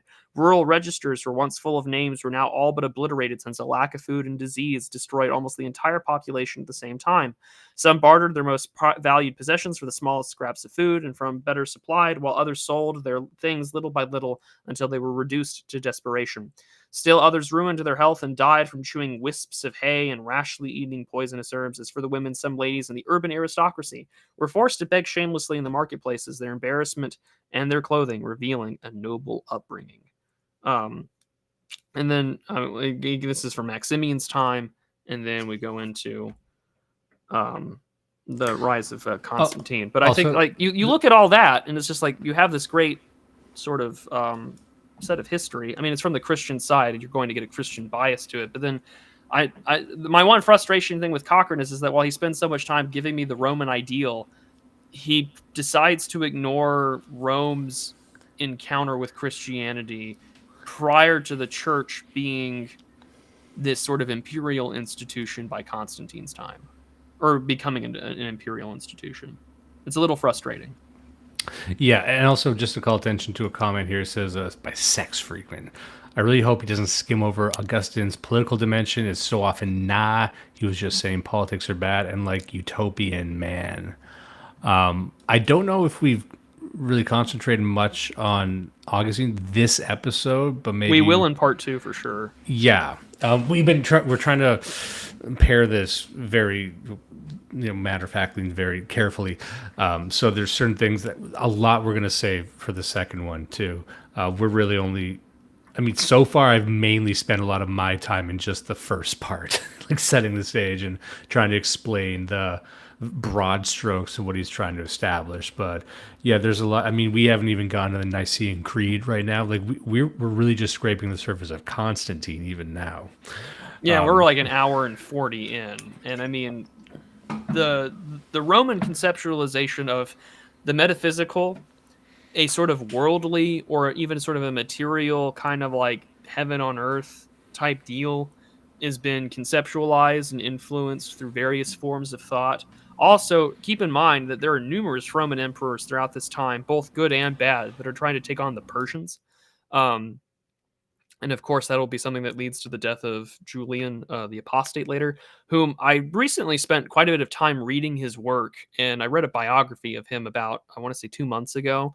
And while, yes, I still view him as a tragic apostate figure, but I also like him as a military leader is fucking impressive for basically being sent out to Gaul to die in these fights against the Germans, and to retake Cologne and then to take on what's left of the Constantinian line. Impressive stuff. But we'll get into that, I'm sure, as we keep going, because Julian gets his own chapter in this section here. But you literally just go to we end with a small little bit on Diocletian, talks about really nothing about him, and then we just jump to the Edict of Milan, which is a little frustrating, but I think that we can at least begin there and then go. and I'm just gonna read the opening paragraph for you all here. The year 313 has rightly taken its mark as a turning point in European history. During the time in the first 3 centuries, the tendency of events had been, on the whole, to accentuate the elements of opposition between the church and the world. It is indeed true that Christianity never preached or advocated for the forcible overthrow of the Roman order. Nonetheless, it regarded that order as doomed to extinction by reason of its inherent deficiencies and confidently anticipated the period of its dissolution as a prelude to the establishment of the earthly sovereignty of Christ. Accordingly, it viewed in detachment the nemesis in which the years of anarchy and confusion appeared to overtake the Romanatus, while at the same time provided within the church a refuge from the cares and sorrows of a disintegrating world. In this spirit, too, it offered a triumphant resistance to the persecutions of various emperors, culminating in the final trial of strength with the Sacred College. The 3 edicts promulgated in the spring of 303 represented the crowning effect and the reforming zeal of Diocletian and Maximian. Inspired by what had been called a conservative devotion to official paganism, these edicts formed the basis of a systematic and concerted effort to exterminate the Christian faith. The subsequent revocation was, therefore, deeply significant. By admitting the victory of Christianity over the secular order, it brought to a sudden and unexpected end the phase of opposition between the two, and by demonstrating, as nothing else could have done, the utter bankruptcy of the ancient religio-political idea, it pointed the way to a development of fresh relationships between the empire and the church. These relationships were to find expression in the so-called Edict of Milan, giving Christianity the privileges of a licensed cult, religio lictia. And within this view, it made a number of sweeping provisions in favor of Christians. In the first place, it guaranteed a right to profess the faith and removed any legal disabilities they might suffer by consequence. And by doing so, it restored the status of those who had been expelled from imperial service on religious grounds, i.e. Christian bureaucrats, as well as those who, by conscientious objection to sacrificing in pagan courts, had been denied the privilege of legal action under the Sacred College. In the second place, it held that no man should be prevented from discharging the obligations of his religion, and thus ensured the believers the right to subscribe to individuals to Christian law, and at the same time establish their claim to perfect freedom of assembly and worship. Thirdly, it made effective provision for the restitution of lands and buildings confiscated during persecutions, including those that had been disposed of by sale or grant of private parties, and at the same time undertaking indemnifying those who had prepared to resign them without objection. And finally, it recognized the church as a corporation, of authorizing it to hold property. And so, and thus by recognizing it, you really begin to see the change from the previous times. And so, this whole chapter for me is particularly interesting because anyone who's maybe studied or read a good biography of Eusebius, and you get one, Eusebius writes a biography, but there are other biographies of Constantine. If you read Eusebius's biography, The Life of Constantine, you can't help but think that there's something in his mouth. And I really don't mean that to be mean. And but at the same time, it's very favorable. And of course, why wouldn't it be? This is the man who has just now all of a sudden ended persecutions, and allowed you to now reign triumphantly. And if you have the viewpoint of Eusebius that Constantine is this divinely manifested figure that has now converted, and has now allowed the church to survive, then by all means, you're absolutely going to view him that way in a very, I guess the word I'm wanting to use escapes me, but in a very favorable light. Whereas I think Cochrane is far more even-handed when going through this. And even then, Cochrane points out that, maybe Constantine had other issues in mind. And of course, he really doesn't talk about, he mentions the Battle of Milvian Bridge, and he mentions in this sign, thou shalt conquer Chi-Rho. And so it's an interesting clash to get sort of the secular, I don't know if Cochrane was a Christian at all. I know that he may have been, I don't know. But this 20th century historian kind of covering all these things, and then also sort of reading it alongside Eusebius, and then also reading it alongside church tradition. Because I don't think he is in Roman Catholicism, but in the Eastern Church, Constantine and his mother Helen are considered saints and are venerated as such. Yeah, the way he discusses Constantine, and again, like you said, it's a bit more calculating, I would say. There's this segment here that I like. Bit diplomatic. Yeah, but it's also show like the reasoning behind his thinking. So right here it says the General Council thus assembled in AD 325 was made up of no less than 318 bishops. We're talking about The First Ecumenical Council. yeah, and the emperor was heartened by the sight not merely of representatives from all the sections of the empire, but of delegates from Armenia and Scythia as well. Thus, apart from the hypothetical primitive Council of Jerusalem, the Universal Church was now, for the first time, given a voice. In discussions lasting over 3 months, it laid down various canons to govern morals and discipline, but with 2 of the 3 dissenting votes, it carried the great doctrinal formulation to be known in history as the Nicene Creed, the fundamental law and charter of Trinitarian Christianity. This formulation was at once accepted by Constantine as a basis for spiritual unity within the empire. And there you see, one of the more cunning advantages of this would be that there's unity among the empire. Like he's seeing for the first time representatives from the furthest regions, and that there's now a spirituality that can bring it together and perhaps even consolidate power. And you actually saw the same thing happen. I'm not saying this exact thing happened, but this is one of the reasons why the Vikings and the Norsemen became Christians later, because it allowed for centralization of power. That wouldn't be the only reason, but that is one consequence of Christianization, is allowed unity not only amongst other Christian nations, but amongst its own people. And so a lot of these leaders, in a Machiavellian sense, might have adopted it for purposes of control and manipulation. But be that as it may, there was a political advantage to doing something like this. Well, and also too, he points out that prior to the edicts as well, like the sacred college, your sort of your judiciary of sorts as well. The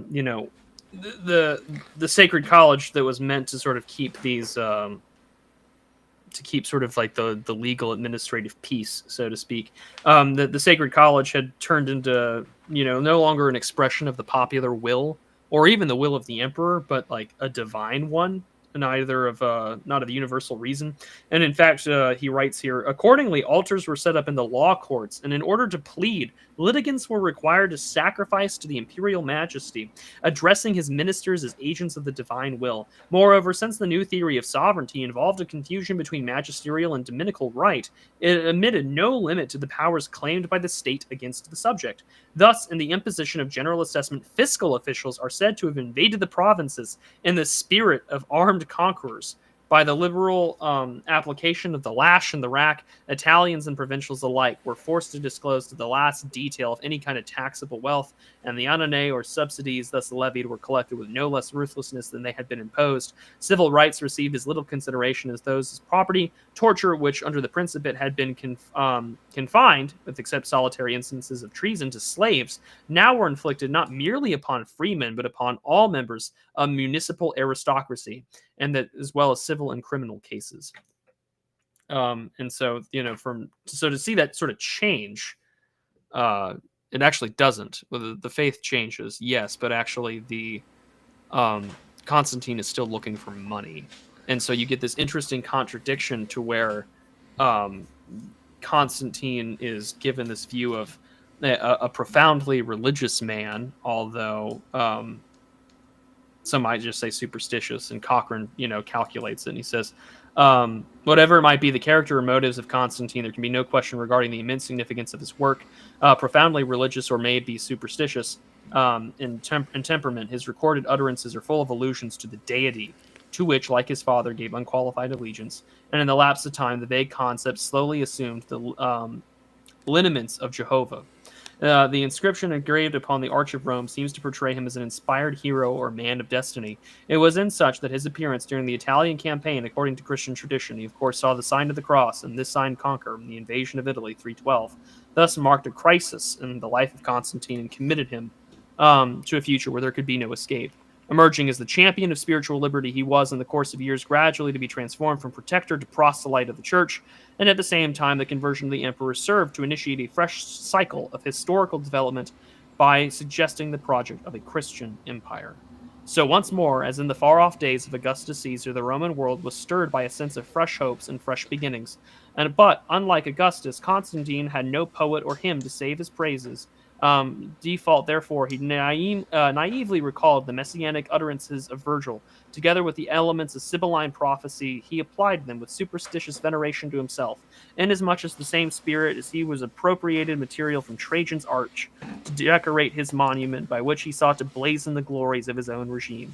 His own eulogists, as though conscious of the need for moderation in his view of a vast amount of evil still to be expunged, were content to speak of the age as gilded and refrained from describing it as a veritable age of gold. But, and this is where I agree with Cochrane here, but if Constantine lacks a Virgil to proclaim his virtues, he at least had his Eusebius. Eusebius of Caesarea ranks as one of the long successions of ecclesiastical politicians across the European stage.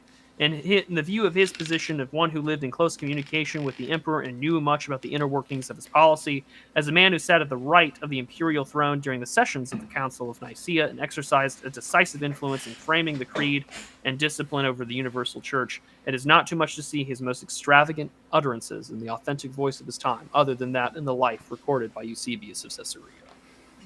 And so that's our Virgil for this time. And I would really recommend that listeners who kind of want to know more about this time period to read the church history, but also his life of Constantine. It's a thick boy. I've got it right here, and but it's worth reading in this sense. And what Cochrane goes into then is beginning to describe, and it's very important to note, and I'm sure a lot of listeners already know this: Christianity is not the majority religion at the time. It is not the religion of the majority of the Roman Empire. It's a plurality, and it has an institution. And as Rodney Stark points out, the sort of Christian value, the sort of self-sacrificing during times of famine and during times of war and illnesses had given greater rates of, or lowered the rates of mortality amongst disease and so on, giving people reason to join because they stayed in the cities when things got bad. And Stark's book also coincides with what Cochrane writes about in the first and second sections, that as things continue to get worse, especially within the crisis of the 3rd century, people are looking for answers. Stark points out in writing about a plague around 270 AD, if I remember right, that he, the pagan priests at the time had kind of fled the city, also trying to save themselves.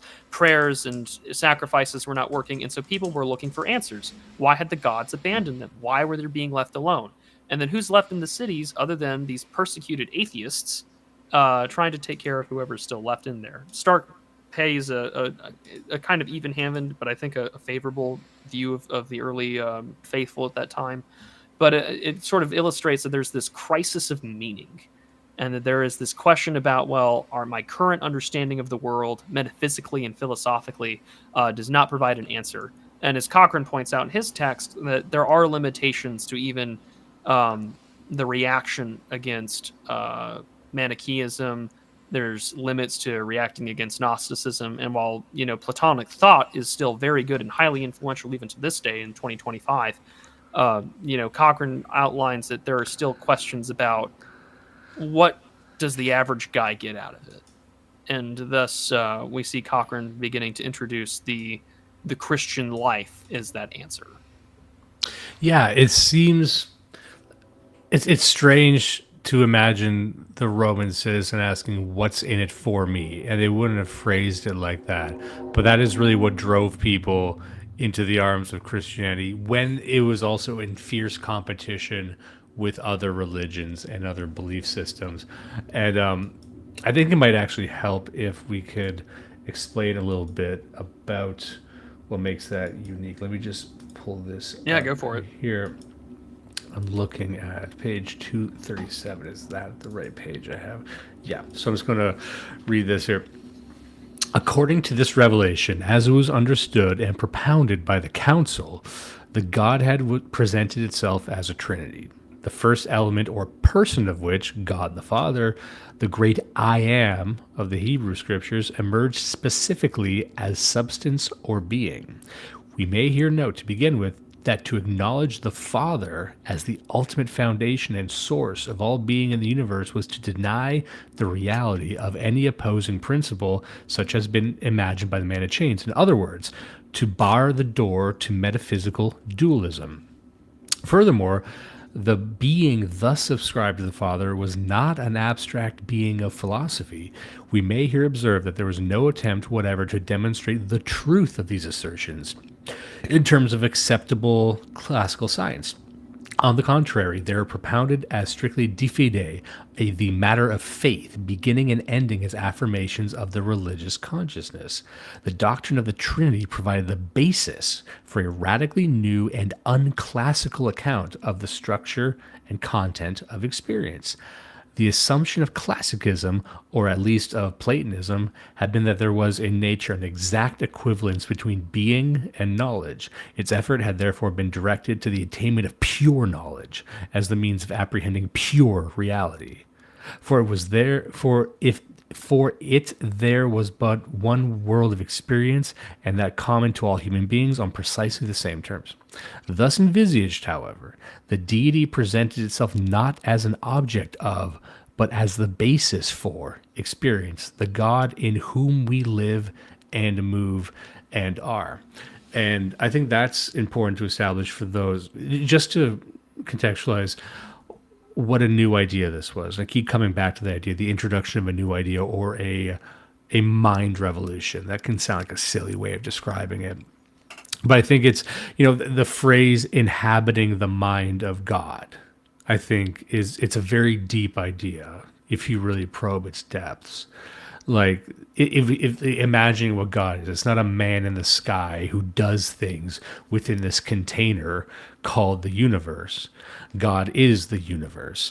God is everything inside of it. It's a mind, but the idea of living inside of a mind is really fucking crazy. It's not just words you say. You can say you understand that idea, but if you really try and imagine what that is, it's not like God is inside of this other thing and just has supreme omnipotent and omniscience as if he were the top demon in the universe. I think that's where a lot of people get tripped up, that God is subject to nature rather than the will that is animating the fundamental particles, which is another, that's using scientific language, but that's how deep it is. And that's what the Nicene Creed is trying to get across to people. And you had just said, again, sort of echoing what we said at the start, that these people were searching for something new, or they're searching something that could meet them where they were at, which was distancing themselves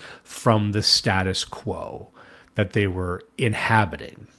And I think that's an interesting way of looking at it, that these people are looking for a new plane to inhabit. The plane of the state, the materialist state, was seen as insufficient, because I think it's unfair to say that there was an entire rejection of the Hellenistic or pagan world. And this is something we discussed at length in that panel we did called the Pagan Christian Synthesis Summit. Like, I don't think there was a hard break from the classical world in this world. There was a revelation, but it carried a lot of the stuff with it. So, anyway, that's just that. And we might need to actually end soon because we're getting close to, we're over 2 hours now. Okay. Well, I might end it here on two things here. One, I'm going to read this section from Cochrane, because it highlights exactly what he had just said. Notwithstanding such innovations, however, Romanatus did not wholly lose its ancient character.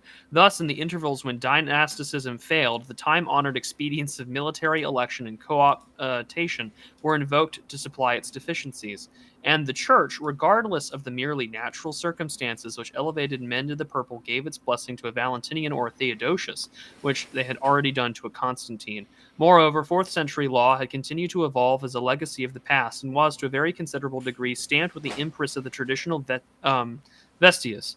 Apart from such survivals may be noted in a fresh and decidedly significant development, example being control exercised over imperial policy by the Christian Church. This showed itself in two ways. One, the action of ecclesiastical councils, in which in a sense functioned as parliaments embodying the philosophic if not the political wisdom of the empire, and two, the mobilization of enlightened opinion in the support of Christian principles by individual leaders such as St. Athanasius or Ambrose.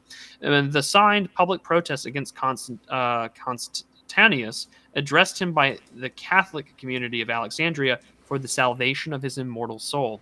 Is a document unique in the history of antiquity. These considerations suggest that despite all accretions to the Roman Empire, the Roman Empire was now, as always, like nothing so much as itself. So that sort of idea of Romanatus, which I think you could just kind of quickly define as, what's the word I'm looking for? But like what it means to be Roman.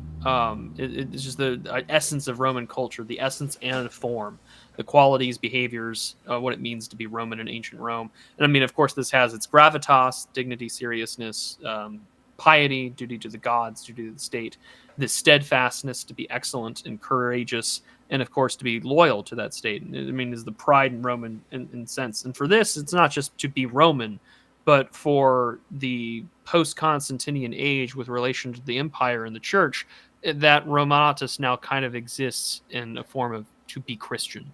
And so in some places, this still kind of exists. Romania is probably still one of the most devout countries in Eastern Europe. Forget your based Russia. I would look at Romania as an example. That, to be Romanian, they identify that alongside Christianity. And of course, they get their name from Roman itself. But also towards 325 and the Council of Nicaea. I mean, this also, you have, of course, Arianism for you and I, both we would identify that properly as heresy, and it is. But also that it raises the question about where does God, where does Christ, is he just a man? Is he just created to this far off, distant Father? Or is he consubstantial with the Father, and is he co-equal with him and co-eternal and co-unbeginningless? Because God is timeless.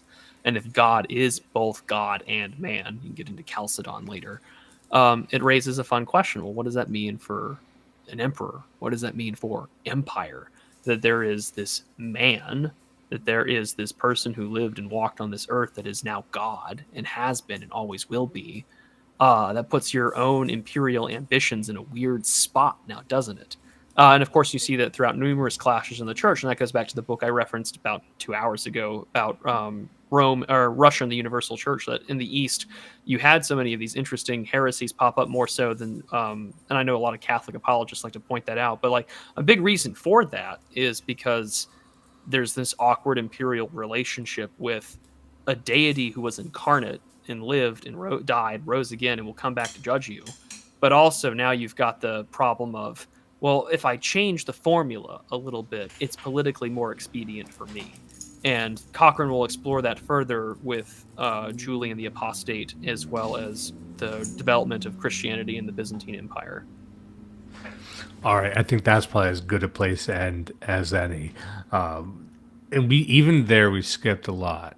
We're skipping ahead. Like, there's a lot of historical background there, but I also wanted to just sort of paint a picture of the arc that I like most about this book.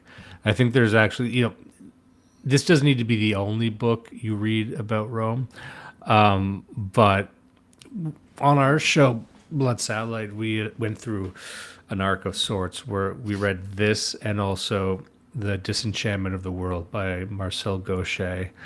And we read another one too. That was, I guess there was Sex and Culture. We did this whole the evolution of religious thought in a sense.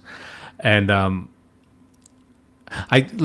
mentioned this earlier in the episode. I think there's a similar mind revolution that's occurring right now, especially as it relates to people's relationship with Christ or the Christian church, and demanding a new type of faith, while not losing the history of what came before. I know that might even sound somewhat heretical. I'm just trying to describe what I'm seeing.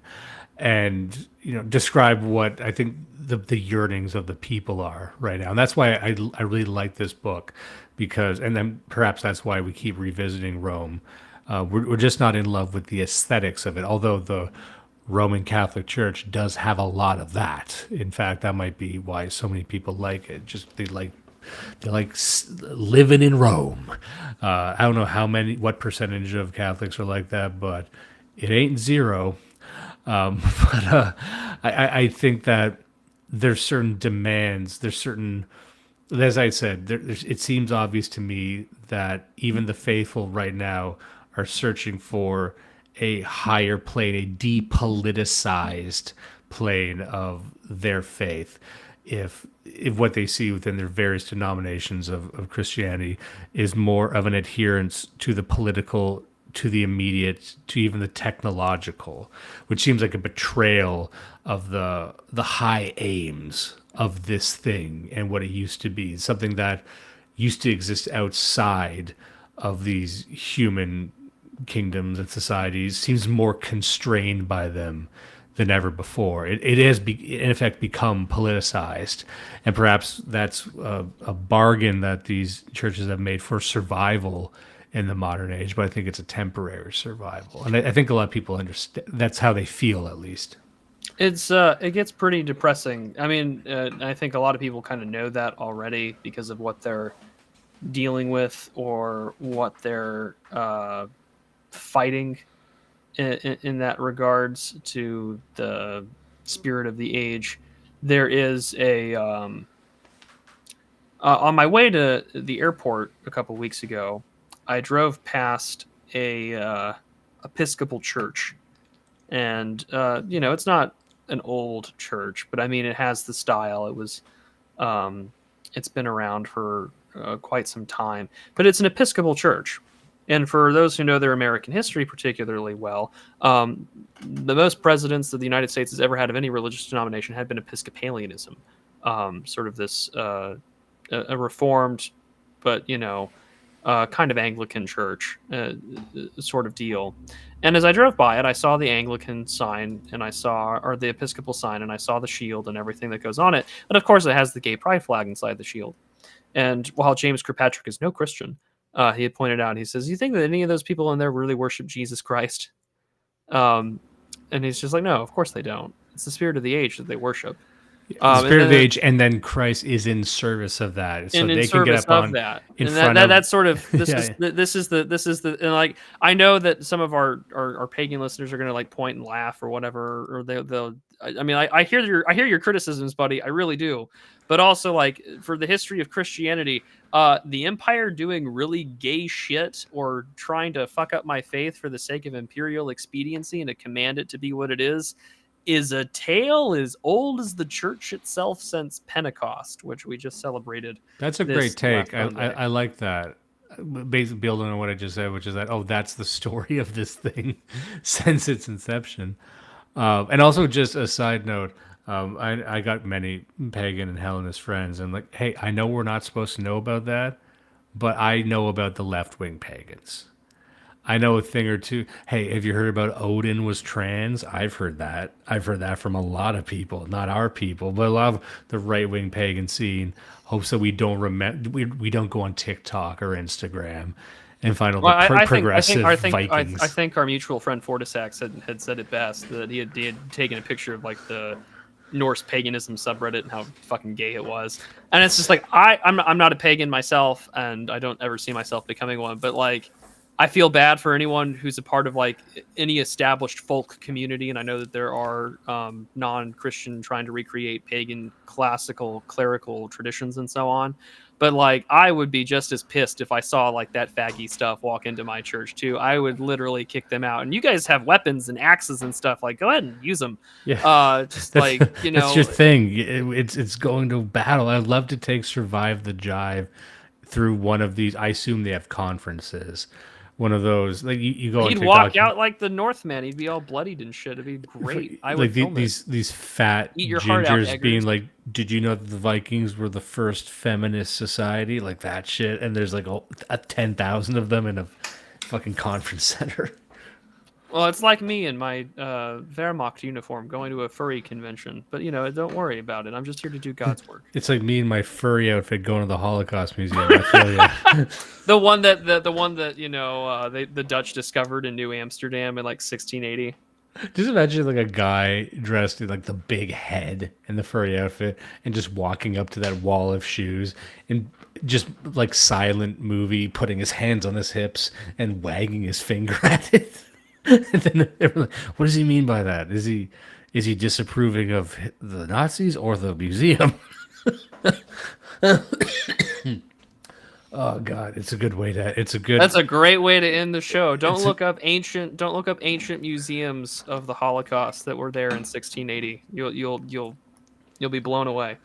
All right, everyone. Thank you so much. Thank you for the super chats. Thank you for the great messages. We'll be back in not too long with part 2 of this. I had a great time. Thank you so much, Prude, for taking the time tonight. Yeah, thanks, Dimes. I'm glad to be back. Dyer is my favorite show to do.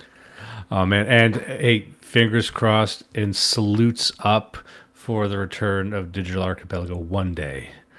It'll be back sooner than you think. But until then, I gotta figure out all sorts of shit. As I said at the beginning of the show, I'm gonna get married in February. He's got a wedding to plan. I gotta figure shit out. He's got to figure out what's going on with the seats. He's got to figure out the flowers. He's got to figure out what's champagne costs. This is where Prude drinks himself to death. You know what we did? Hey, here's a tip. We didn't give a shit about champagne with Prosecco. And then we said, fuck the champagne, put it all into the steak and potatoes budget.